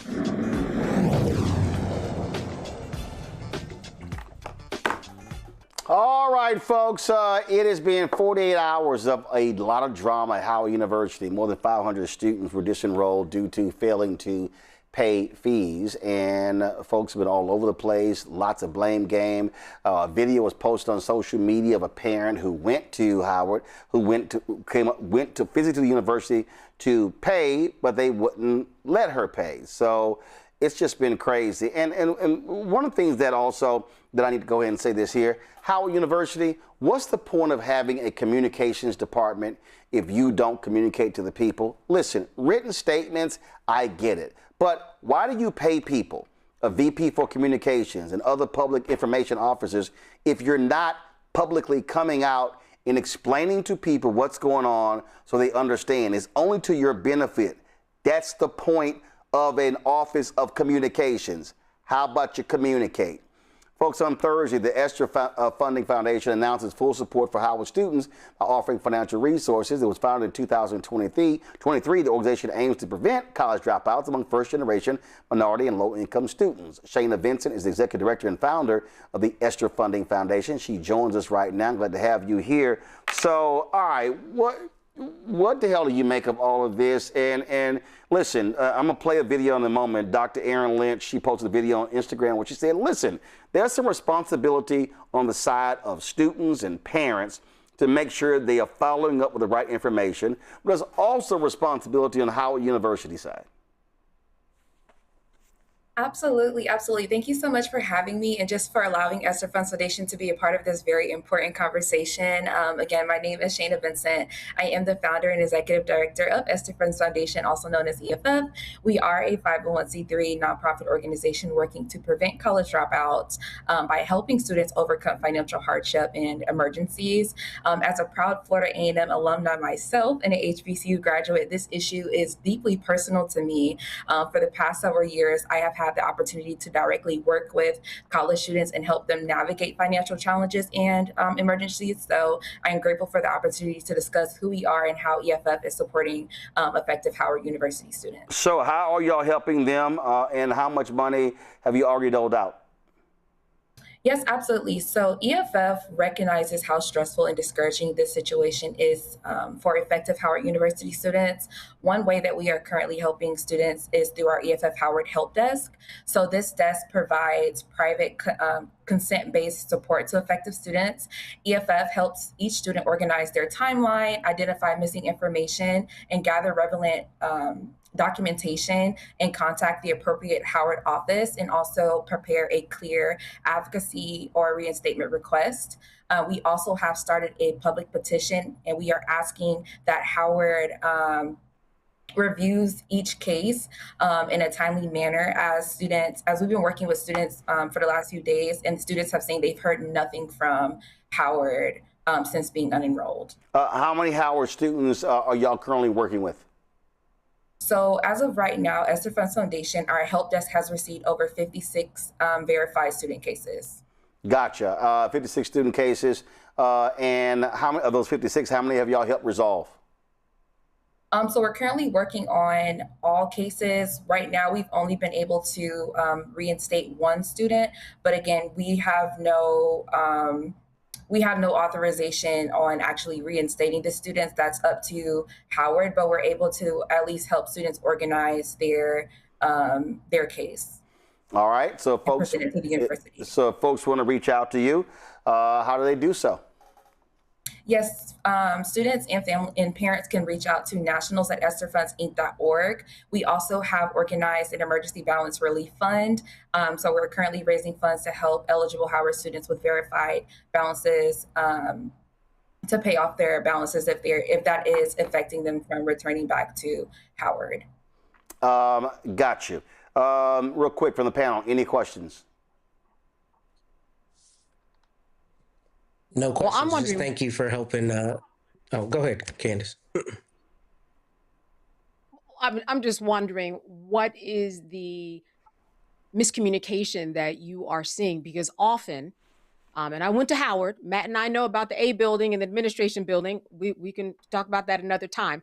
But, you know, oftentimes these cases and financial aid are pending. Or information is not communicated, the system is not caught up. I mean, I can't believe we're still talking about this in 2026, but that's how it was when I went there and would be up at 4 a.m. trying to get in line in order to talk to someone. So are you finding that that's what the consistent story is that it's a financial aid pending problem, or is it a miscommunication problem? They just didn't know. What are the 56 people telling you? So students have communicated that they are waiting for aid to post.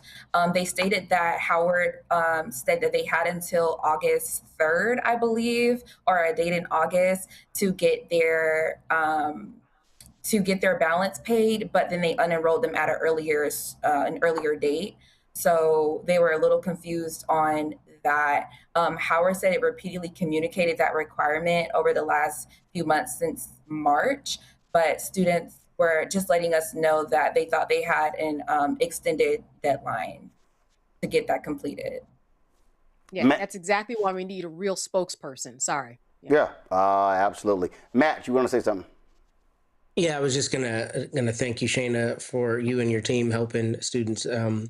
Having been an alum myself of Howard, Candace is exactly right. This was an issue, unfortunately, when I was there back when I graduated in 2008 and before. So it's a perennial issue, and there is kind of dual responsibility. But I'm glad there are organizations like yours that help, because this really imperils a lot of students' matriculation through the university. So I'm glad there's someone there trying to help them. Yes, absolutely. Students can also request a donation by sending us an email, as well as we are on standby to help out with school supplies, grocery, meals, transportation, etc. All right. We still appreciate it. Thanks a lot. Thank you so much. Folks, Dr. Erin Lynch, she, of course, is she's the president of the Quality Education for Minority Network. Often, she's a HBCU researcher. She posted this on Instagram explaining also what went on here. Check this out. My youngest already warned me that I'm probably going to get canceled and lose some followers because of this video, but I need to speak about the Howard situation. Y'all already know I stand 10 toes down for my HBCUs, always as an advocate. I was educated by one. I worked at two. I have stepped foot on 78 of the 103 campuses. So you already know I always come from a place of love and do no harm for my HBCUs. So I'm Dr. Erin. I have a PhD in industrial organizational psychology and EDD in curriculum instruction, and I've been an educational leader for the last 20 years. So if you're coming across this video, it means the universe wants us to connect. So go ahead and follow, or you can just leave a comment, because I'd love to hear your thoughts on this conversation. Right now, everyone is really upset with Howard University. And so while we're talking about what the university should have or could have done, we also need to have the conversation about the responsibilities for students and families in the financial aid clearance process. Because the university may actually be limiting what they can say publicly to be able to protect student privacy, which I fully support, I, on the other hand, don't have that. And so I'm going to explain to us the process and how it usually works for our institutions. We know paying for school is complicated. There is a reason why people have literally built entire businesses around helping families to navigate higher education, and they know who they are. Let's step out of our feelings for a moment and actually unpack the financial clearance process using facts and standard university procedures, okay? So I've worked at 5 different colleges, and although every institution has its own policies, the basic process is usually the same. Students who receive some sort of outside scholarship are typically required to submit official documentation to the university scholarship office. That documentation is clearly identifying the student, the scholarship provider, the award amount, and when that payment is expected. The university then verifies the award and determines whether or not it is sufficient enough to reduce or to eliminate any type of upfront payment. Now notice, eliminate or reduce upfront payment. There is still an upfront payment for our institutions, because ultimately our college universities are still businesses. They still have to operate as businesses. So in some cases, a verified scholarship may be entered into a student's account as awarded but not yet paid. This allows the university some actual time to recognize that the funding is expected even though the money hasn't arrived yet. But the student's record should also include some sort of notes that document what the award is and its current status. And this is exactly what old Chicky Poo said last night on Roland Martin. We're going to cut the check like Scholarship America says and does. We'll send it to you with the college's name. You send it to them. I forward that email to the director of financial aid. They put a note in her account and they credit her the amount of the scholarship because they know the money's on the way. Time-stamped written documentation is provided to the college, period. In the case of the students of Howard, if these things were actually done, there would be time-stamped proof via either the emails that they submitted or the financial aid module that they use in Access HU student portal. That means there's a record showing that they followed the steps, that they did what they were supposed to do when they were supposed to do it before the deadlines. The scholarship office typically then works with the bursar's office, completely different office. That's to make sure that any type of credits that should be reflected on the student's account are done so correctly. So even if you call a financial aid office, it's not the financial aid office that actually handles the student account. It's the bursar's office. Students should also be able to review their credits, their charges, their balances, all through their student portal. And in this instance, Howard University used to use a system called Banner. Now they use a system called Workday. and they're probably using a system called Power FAID, so Power FAID, to be able to supplement any type of thing that Workday can't handle. All of these platforms allow students and their families the access to be able to monitor all of their pending scholarships. They can create reports, they can document any type of account activity, and they make any type of adjustments to those funds as they arrive in the portal from the bursar's office. Here's the really big part that most people are actually missing, right? So even when you have a scholarship or financial aid that's expected, you still might have to do a payment plan because they need to be able to ensure that those funds are going to come through. Colleges are educational institutions. They are also businesses. They still have to do payroll. They have housing. They have utilities. They have technology fees, food services, all types of other expenses. So a university cannot automatically extend an unlimited line of credit to students whose outside funding might not have arrived. So this is why students typically have to sign up for a payment plan to assure that they're going to pay the university for those services even before the scholarship actually shows up. A lot of times students and their families are encouraged to make some sort of minimum required payment. So whether that's your $100 deposit, your $300 deposit, doesn't matter. Most institutions require it. What happens is if your scholarship doesn't come through in time and you had to do the payment plan, then when that scholarship or financial aid is finally received from whoever that third party is, then overpayment is charged to your account and you get a refund. So you end up getting the money back. This is why I feel like folks need to have this conversation. This is where family accountability comes in. We get the emails from the federal government that tells us when it's time for us to go ahead and approve our students' financial aid requirements. We get the notifications from the school. And in this case, I don't know what more Howard University could have done. If you notice, their financial aid has a whole YouTube page dedicated to this process. Their Instagram has videos. Their Instagram has had sessions about what to do for financial aid. The students themselves have admitted that multiple emails have gone out. What more do we want the school to be able to do in this case? I don't understand. Ultimately, colleges are still businesses, though. This is what we have to understand. For at Howard, for example, so according to their iPads in 2024, they had $255,535,000 in tuition and revenues that was generated. Yeah, and I said only because their total expenses as an institution was $1.174 billion. And they reported only $1.245 billion in revenue, which comes from grant revenue, contributions, endowment returns, athletics, all those things. In that year, they awarded $189 million in discounts and allowances, $28.5 million of which came from their endowment returns. So when students have outstanding balances, the school then has to float that money. And if their payment plan is not in place, then that means the school has to figure out where to get that money from. And they just can't extend a line of credit like that when they have so few dollars to begin with. And you might think that $1.245 billion in revenue is a lot, but when you pull out their $1.174 billion in expenses, yeah, that only leaves about $78 million for them to operate off of. And that's not really a whole lot when you're trying to take care of students in the best way that you can. Bottom line, as they discussed on Roland, there's processes to these. And a lot of folks who are making the money off of our institutions understand these processes, and they're able to capitalize off of it for their own benefit. I would say we need to ask the hard question. We need to understand that there are two sides to this coin. And so asking the tough questions might not be comfortable, but we can't lay the blame completely at the feet of our institutions. Particularly, they sent out multiple emails. They have well-documented processes. They have a YouTube page that gives all the videos. They have an Instagram page in which they have shown that they've had multiple sessions to be able to help people to prepare for this. This is a situation in which our feelings have gotten in the way of the actual facts. And so I beg you all to dig a little deeper. And before we start doing all of this public bashing of the institution, that we remember that there are two sides to the story and two sides to this coin. My youngest child's already warned me that I'm probably going to get canceled. All right. And so, Matt, I'm going to start with you. You said you went to Howard. Why the hell couldn't Howard do this video? I mean, this is what is dumb to me. What Aaron laid out were just flat out facts. Again, sending out a press release doesn't do it. I literally got more information in her 6-minute video than I've probably gotten from Howard's press releases in the almost 8 years I've had this show. Well, first, I love alma mater, so let me start with that. But in my love, I will say that, we got to be held accountable. I don't know why they're taking that communications tack. I think it's always helpful to at least get your narrative out there. I'm not a communications professional, but it's just like the conversations we've recently had about Fisk and how they've got, their issues and they're not talking about them until you had Dr. Clark on here a couple of weeks ago. So I think Howard should explain this. But I think there are a lot of things that add contour here that I'm wondering about that I think may give a fuller picture. First, in my time at Howard, I graduated in 2008, right? And I remember, if I remember correctly, the number that Howard got from Congress annually was like $260 million. I'm interested in knowing how that's changed, if it's changed. I think you've talked about it on the show, but I don't recall, number one. Number two, though, these are incoming freshmen. So I do think that there's got to be a question of what percentage of these people just didn't know the process, information wasn't disseminated. I mean, yes, there's an individual accountability part of it, but also these are people who are moving from across the country to go to the greatest university on earth, if you ask me. And there are things that are going to be lost in translation. And I don't know how much of that is personal. People were overlooking things. I will tell you my literal story. I didn't even get a letter of acceptance from Howard until I called Howard to see if I was going to be accepted back in 2004. And I'm standing in my parents' living room, and a woman deadpan told me on the phone, "Congratulations, you've been admitted to Howard University." Sometimes universities don't get it right. They didn't even send me a letter until after that point.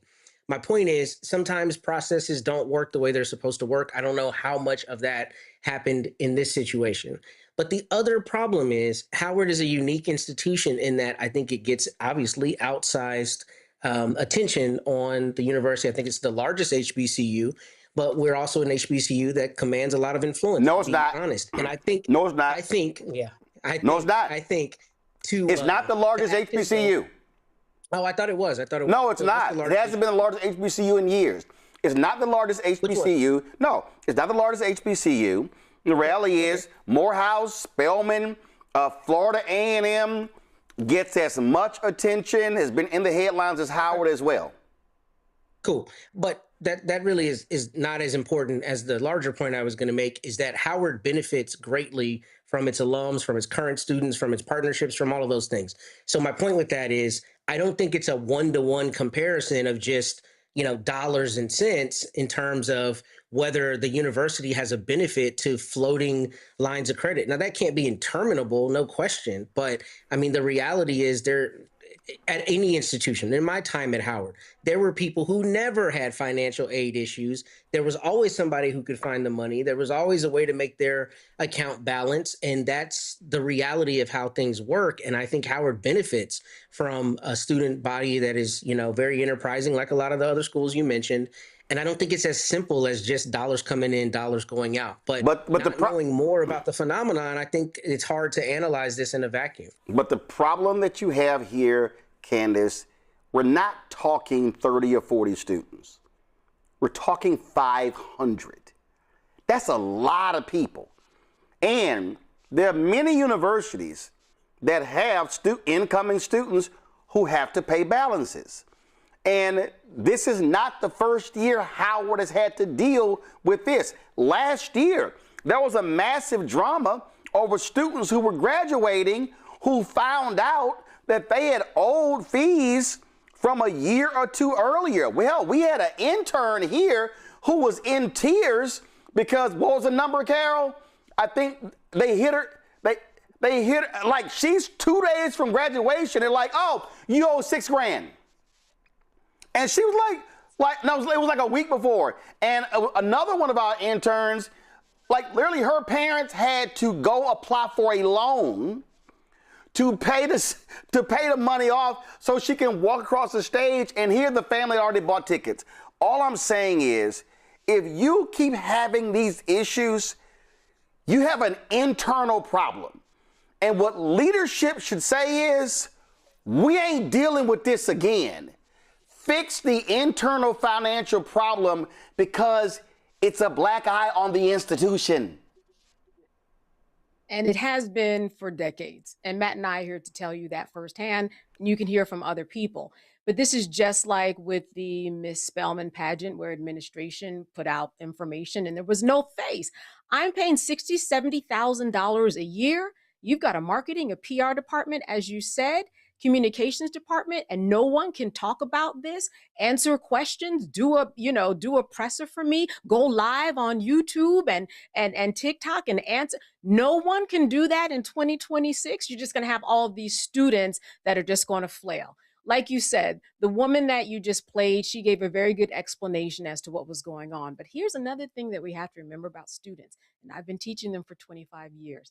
Some of them just don't get it because this is all new to them. They might be the first ones going to college, or maybe even their parents have gone to college, but they're trying, they're out there working and they're trying to figure out how to pay this $60,000, $70,000 bill if they're living on campus. I have students who don't go to class, and that's in every university. Like, how does that not connect? That's because these students are used to working in a different context and understanding that, you know, when you pay bills to PSE&G or you know, T-Mobile or what have you, you know, they give you a little bit of time. They give you a little bit of waiting, and they're trained in that way, and they don't understand at all the process, because even people at Howard or Harvard, it doesn't matter, Florida A&M, even they don't understand the process. As she said, there are people who are making money to make people understand the process. It is so difficult and convoluted.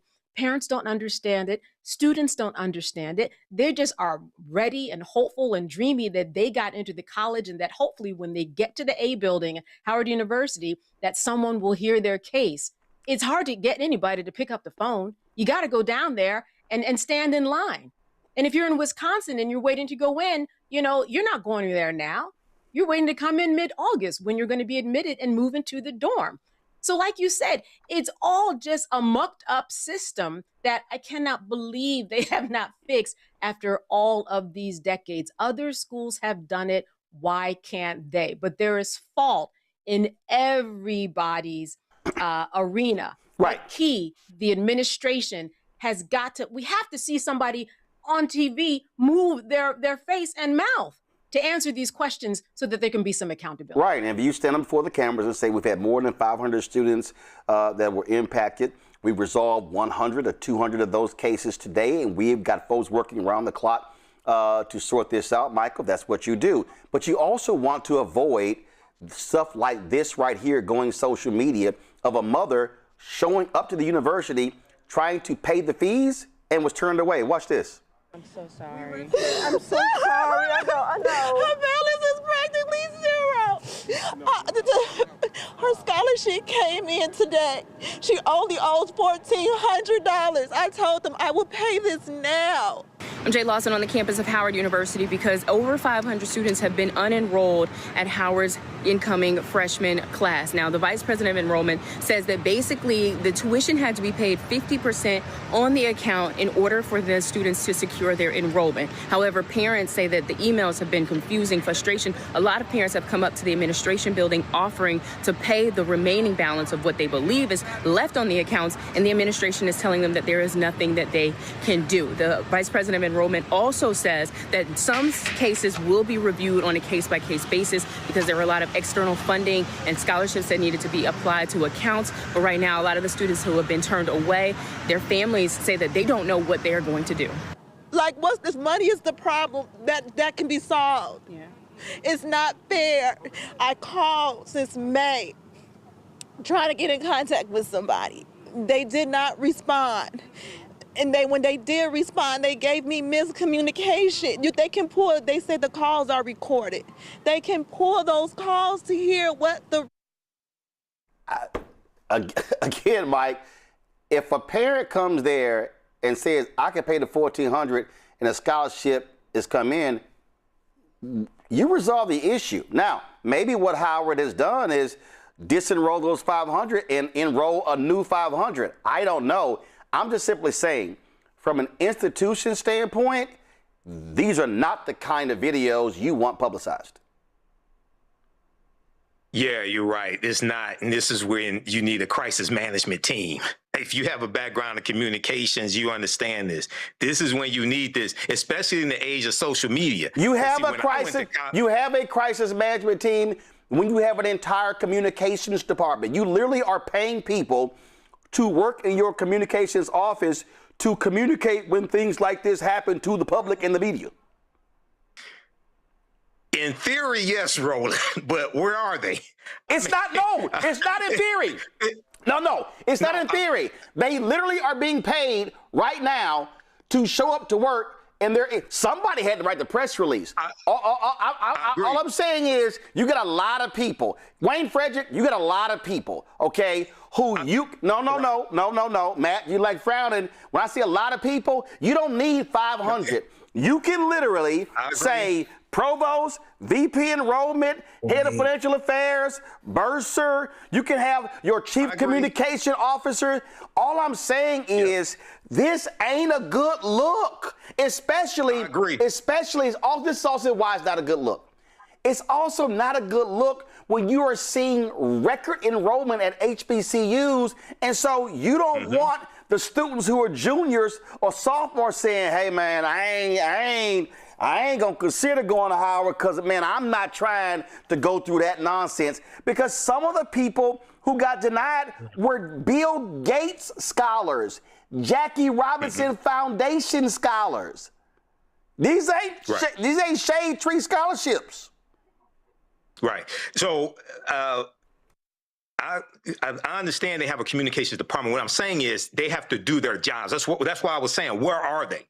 That's what I mean. Where are they? Okay. Now I understand the deadline was July 10th. I'm not sure the date of that video of the parent you just showed. Okay. But you know, I agree with Candace also, because I remember when I was a freshman, luckily, my mother had graduated from my alma mater, Wayne State. So I had somebody to help me through the process, and my dad helped me through the process. But if you have a freshman, maybe they're the first ones in their family to go to college or graduate from college, right? Even though the university, according to the reporting, sent out notifications by email, personalized financial aid information, et cetera, things like this. If there are multiple dates, you got somebody 17, 18 years old, they could get confused by it, okay? So you got to have your crisis management team actually out there doing their job, trying to solve this. And, you know, the other thing is yeah, you're dealing with deadlines, and sometimes people get confused of, well, I have this money coming. They say I'm getting this amount from financial aid, so maybe I don't need to do the payment plan. Well, based upon the video that you showed, the previous video, and looking at the reporting, even if you have the funds coming, you still have to do a payment plan to have a certain percentage in by a certain date. So this is a mess. My heart goes out to them.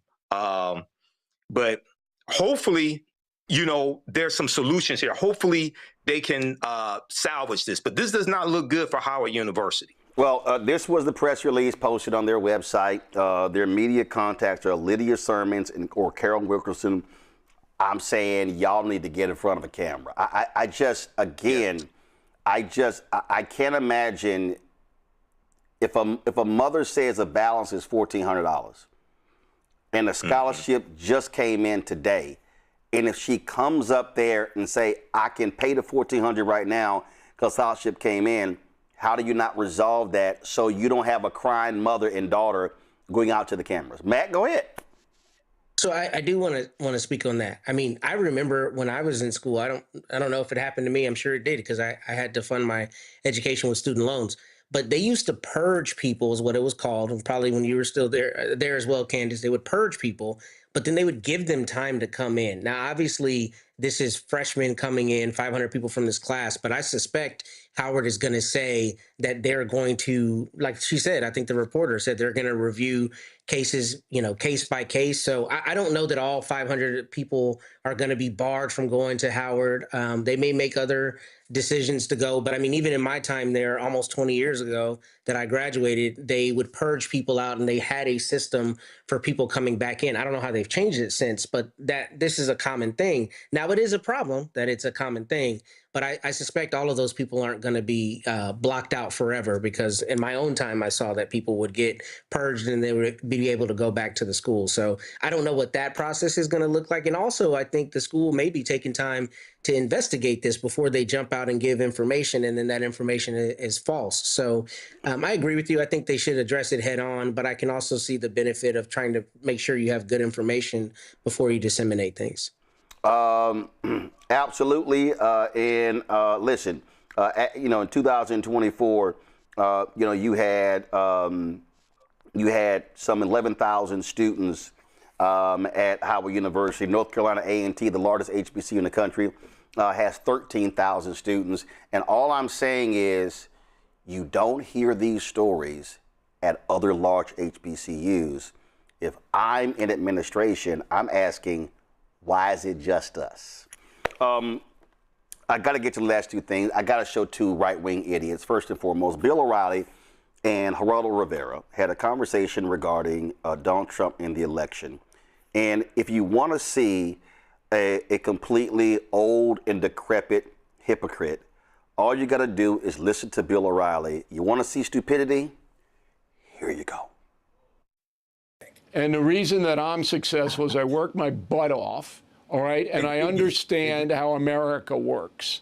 I understand the folks, okay? You understand the folks too, but at a different level. I understand. The difference is that that 77 million people who voted for Donald Trump think that the establishment media is dishonest in this country. So I stepped up and developed a product, all right, products, books, radio, television, whereby they can access somebody who isn't corrupt, me. All right, you're not corrupt. I agree with you, and that's what I love about you. But let me ask you, did President Trump lose the 2020 election? Yes or no? There's no evidence that he won the election. So evidence is, and you know this because you're a lawyer. Like he lost. Evidence is that you can take it to a federal grand jury and litigate whatever the crime may be. That has not happened. That is a fact. Okay? So there isn't evidence in play. There's no evidence that he won the election because he lost the election. Okay. He lost it. You're entitled to that opinion. He unleashed this anarchy on the capital of the heart he of didn't democracy. Do that. That just happened. He clearly said peacefully, and if you go over the speech, you know what he liars of the Republican Party. He didn't want those people to go into that building, and he knew it was going to hurt him, and it did hurt. He wants people to lie about the election. Who won the election? It's not a lie. It's an opinion. There's a difference between a lie and an opinion, and you got to understand that difference. I'm sorry. The Crypt Keeper just said, I started all these products because the media is corrupt so people can get the truth. So now I'm going to lie about the election. Geraldo, that's your opinion. That's not fact. It's a fact he lost. Like, dude, you literally destroy your own argument because you're a liar. Oh, also go to my iPad. You're not corrupt, but you did pay $32 million to settle a sexual harassment lawsuit. So you are that. Candace? You know, this is evidence of why we are seeing what we see in this United States of America, because we continue to be built upon these two ideas that either Trump won or Trump lost. I mean, this is really just an indicative of what's going on in America. I am not surprised by their exchange. He does have a point that an opinion and a lie in terms of the court of law will be treated differently in a court of law. I will give him that. There's case studies and there's law, Evans and Novak, if anybody wants to look it up. But this is not surprising that they would be arguing like this. It really sounds like they're just filling time too. It doesn't even sound like they're taking themselves seriously. It doesn't sound like they think anybody would actually take them seriously. The fact that they're both still on air, I think they're both very grateful. And this is why they're on opinion-related shows and not the real news. Michael? it's good to see the disgraced Bill O'Reilly. I remember when he had to settle that sexual harassment lawsuit at Fox News, and when he left Fox News with his tail between his legs. That was a good day for America.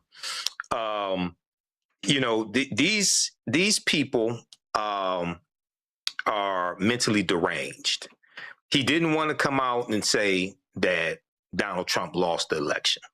So he just wants to say, well, there's no evidence that he won. No, he lost. Okay. And he doesn't. And if he came out and said he lost the election, then he would lose a lot of his followers to his podcast. All right. So, yeah, you know, these are some really sick people. They're comical in one sense, but they have millions of people that listen to them. It's a lot of stupid idiots that own guns that listen to them. Some of them stormed the U.S. Capitol, and they always like to hinge their argument on the fact that Donald Trump used the term peaceful, go peacefully. He said it one time. But while they were storming the Capitol and beating the hell out of police officers, Donald Trump sat there in the White House and watched it for 187 minutes and did absolutely nothing. What's peaceful about that, Bill O'Reilly? So the facts just totally contradict the lies that they tell. But once again, these are people that see power slipping through their little fingers. So he sounded like the Grinch. He sounded like a white Grinch. Nah, he's a crypt keeper. Matt? Well, first, I love Michael saying, it's good to see the disgraced Bill O'Reilly. That took me out. Thank you, brother. Hilarious. Only thing I'm going to add is, Candace kind of alluded to something that I think is really emblematic of where we are in this country, and that is the acceptance of the idea that there's not objective truth. Bill O'Reilly said there's a difference between an opinion and a lie, but you can't have I guess you can have an opinion about an objective fact, but there's a question as to whether something is a fact or whether it's a lie, right? And what we saw in real time on January 6th was people storming the Capitol. What we know is people were prosecuted for that criminal acts occurred. And no matter how much you try to spin it, it is an objective fact that it happened.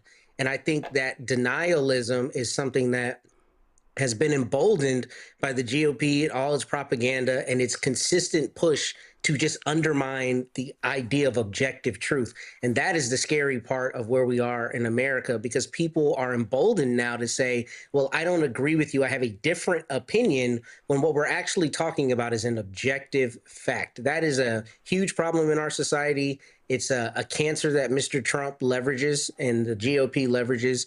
And it's precisely why there's so much misinformation, disinformation, and so many people who are just cut out of the system. So it's sad to see these old people doing this, but they also leverage that. And like Michael said, that's why they're still on TV, and that's why they're reticent to say things that undermine their base continuing to support them. No, I don't know why in the hell Chris Cuomo put Bill O'Reilly on TV, because what I'm not going to do is have it's not an objective fact that he's a sexual harasser selling that $32 million lawsuit. It's real clear about that. But what I'm not going to do is have somebody try to tell me, well, no, it's not a lie. It's an opinion. No, if you claim you won and you lost, you're lying. Speaking of crazy, demented crypt keepers, she might be 48 years old, but my God, that's a horrid 48-year-old looking woman. And that's Nancy Mace, Congresswoman from South Carolina. Now this idiot, who has no political future, who lost her race for the governor's mansion, pissed off Donald Trump badly. She can't win anything. Now she's introducing a bill, says she wants to get rid of the various caucuses in Congress. Now, of course, you have the Congressional Black Caucus, Congressional Hispanic Caucus, and the Congressional Asian Pacific American Caucus. And then, of course, you have several minority staff organizations. So she said, this is what she said: race-based caucuses are not about diversity. They are segregation sanctioned by the legislative branch of the federal government. You do not get to lecture America about inclusion while running an organization, checking skin color at the door, or advocating for Americans of one race over another. It is discrimination under the guise of diversity. Our resolution calls it what it is and shuts it down for good. Well, let's just say she got smacked around. Go to my iPad. The leaders of the Tri-Caucus said Nancy Mace rose to infamy for her cheap political stunts, and this is just the latest distraction from her failed primary and complete inability to deliver for her constituents. Members of Congress have every right to organize around shared policy priorities in the constituencies they serve. There are dozens of bipartisan congressional caucuses dedicated to ethnic communities, geographic regions, industries, veterans, faith traditions, and countless other interests. Signaling out the Congressional Tri-Caucus, which represents nearly half of all Americans, is racist and a shameless attempt to silence the voices of minorities. The Tri-Caucus does not need a lecture about what constitutes federally sanctioned segregation, least of all from a member who has repeatedly made racist and bigoted comments about minority communities over the course of her tenure in Congress. The Congressional Tri-Caucus was formed to address the needs and concerns of Asian, Black, Hispanic, Native American, and Pacific Islander American communities that are too often ignored in the halls of power. These caucuses existed long before Nancy Mace arrived in Congress and will remain long after she fades into irrelevancy. That, to me, Candace, is an excellent statement. And it is. And we know that based upon the history of these caucuses, it's not like certainly they have energy and they have influence. They don't have voting power. These are optional caucuses that people can be a part of. Either you're in it or not. And what is she going to do? Set up for other caucuses and get rid of them? There is the Caucus for Women's issue. There's a Northeast Midwest Congressional Coalition based upon where people live. This is just a terrible precedent. If she thought that it was going to do something that made sense, you'd have to get rid of all the caucuses. They're optional, they're equal powered, and they provide energy to the base and causes that people choose to be a part of, period. So she got told off and told in a way that she was supposed to, in a way that let us know that what she said didn't make any sense and wouldn't have any good standing. Matt, maybe she can join Lauren Boebert and start the Aggrieved White Women Caucus. It's good to see the disgraced Nancy Mace. Look, this is the problem with political pageantry is you got crazies like this who are going to continue to say crazy things. So they have a bullhorn and they have people's attention trained on them. She lost that race, like you said, and this is the kind of thing that is just stupid, especially when you're from South Carolina. How many Black people are in South Carolina, right? I mean, just you couldn't be more brazen with your racism, but none of this surprises me. You're exactly right. And at the end of her time, when she determines that it's going to be the right thing for her to go Marjorie Taylor Greene's way, she's going to try to do a 180 and hope that we don't remember all the stupid and horrible things that she said. So I'm glad that they read her the way that they did, especially that last paragraph about her fading into irrelevancy. I think that was chef's kiss. It absolutely was. Michael?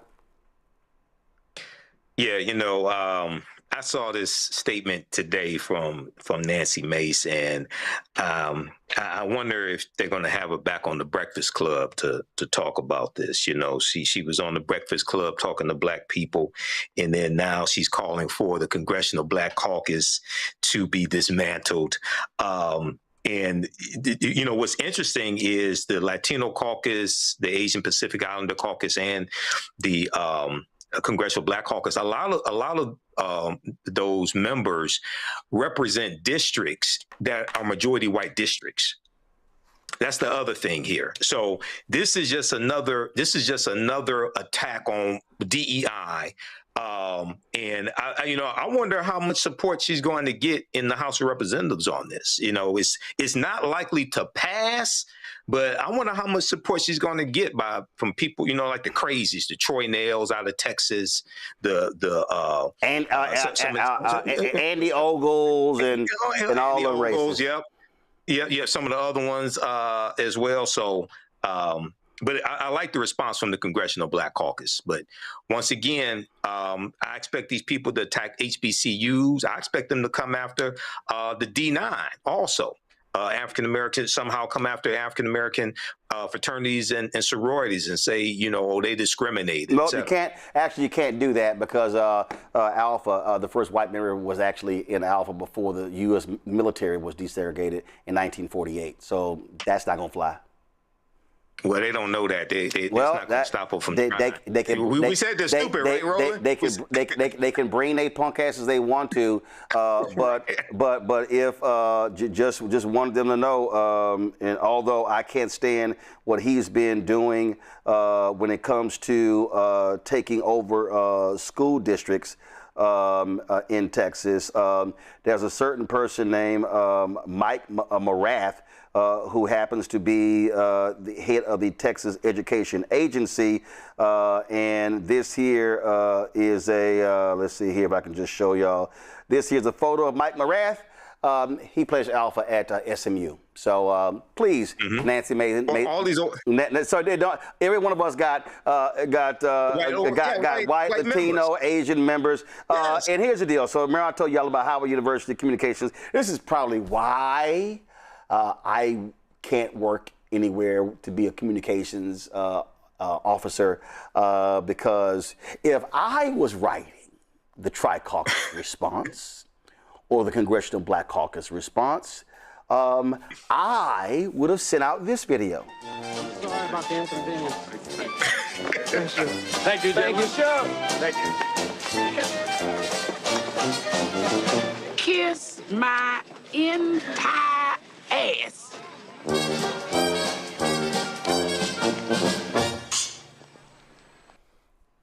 That's what I would have sent.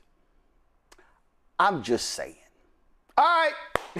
That is it for us. Let me thank Candace, Matt, Michael. I appreciate it.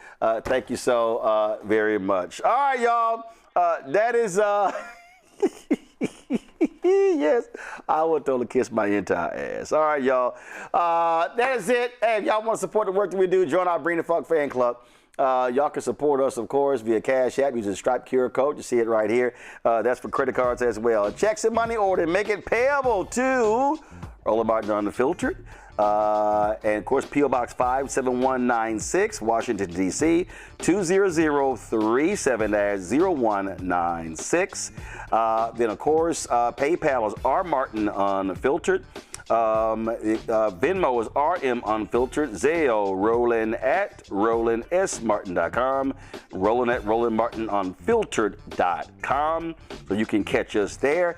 Then, of course, we want you to download the Black Star Network app. Apple phone, Android phone, Apple TV, Android TV, Amazon Fire TV, Roku, Samsung Smart TV. Get out Black Roland Martin Unfiltered swag. And so we want you to go to shopblackstarnetwork.com, shopblackstarnetwork.com to get our swag. We certainly would appreciate if you would do that. Also, we got America at 250 shirts with some great quotes. I think y'all would really, really, really enjoy that. Also, all of these products that you see here, these are our products, all black-owned companies, and so we want you to please support them. When you buy those products, you also are supporting this show, and so we certainly appreciate if you do that. And again, these are all black-owned companies. You know, we spend lots of time talking about our support for black-owned businesses. We created this marketplace segment because we wanted to give these black-owned companies an opportunity to share their products, an opportunity for you to buy from them. A lot of them do not have the marketing that you would expect. You know, they don't have the marketing to be able to spend lots of money.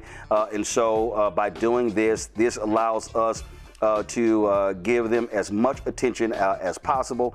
And so that's why we do this. And again, when you buy these products, when you buy from shopblackstarnetwork.com, that's what we want you to do. When you buy from them, you also are supporting this show as well. And so please support these companies. All right, folks. Don't forget, download the app Fanbase. You can follow me on Fanbase at Roland S. Martin. So I appreciate it. Got some great things that are going to be dropping soon. And so we want y'all to download that and support them as well. All right, y'all. This weekend, I'm going to be on the road. Sunday, I head to New Jersey. My man Wendell Haskins, he is holding his annual Original Tee Golf Classic. The original golf tee was actually created by a brother, George Grant. And so this tournament is named after him. Now, Wendell is a huge New York Knicks fan, and so unfortunately, we had to deal with all this blue and orange crap this weekend.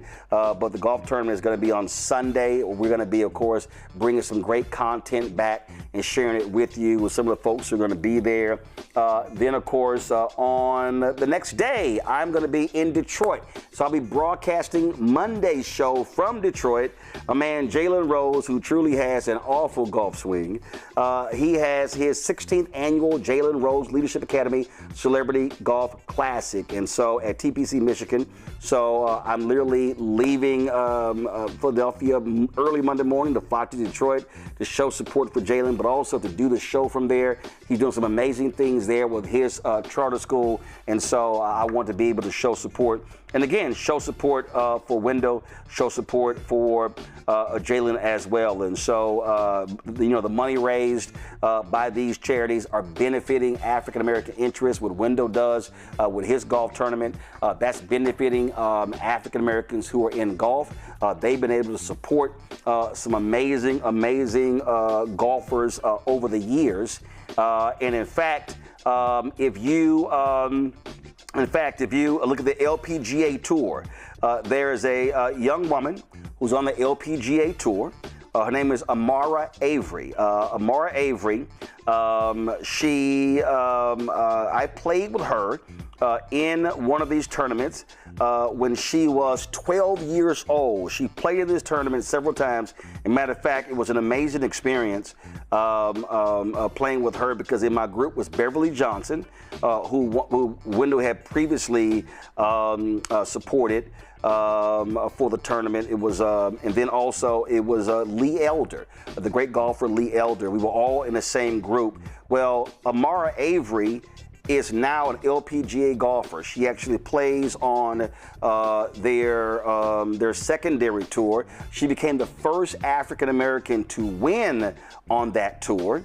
And in the history of the LPGA Tour, no African American woman has ever won an LPGA tournament. And so she made history there, and so we really look forward. She's been having an amazing year. She went to USC, has been a phenomenal golfer, but she was one of the golfers who actually played in this year. Marcus Bird, a young brother, he's on the APGA Tour. It's an amateur it's a professional tour as well. He's dominating there. He's played in this golf tournament as well, and so that's why I appreciate what Wendell does with this golf tournament, really supporting black golfers, giving them a shot, being able to help them financially because it's extremely, extremely expensive to actually play golf. And I was actually looking for one of the photos that he sent me of playing with Amari. So yeah, she was 12 years old playing that tournament, and now she's a pro. And so it's a great tournament. So look forward to seeing Wendell and Jalen this weekend.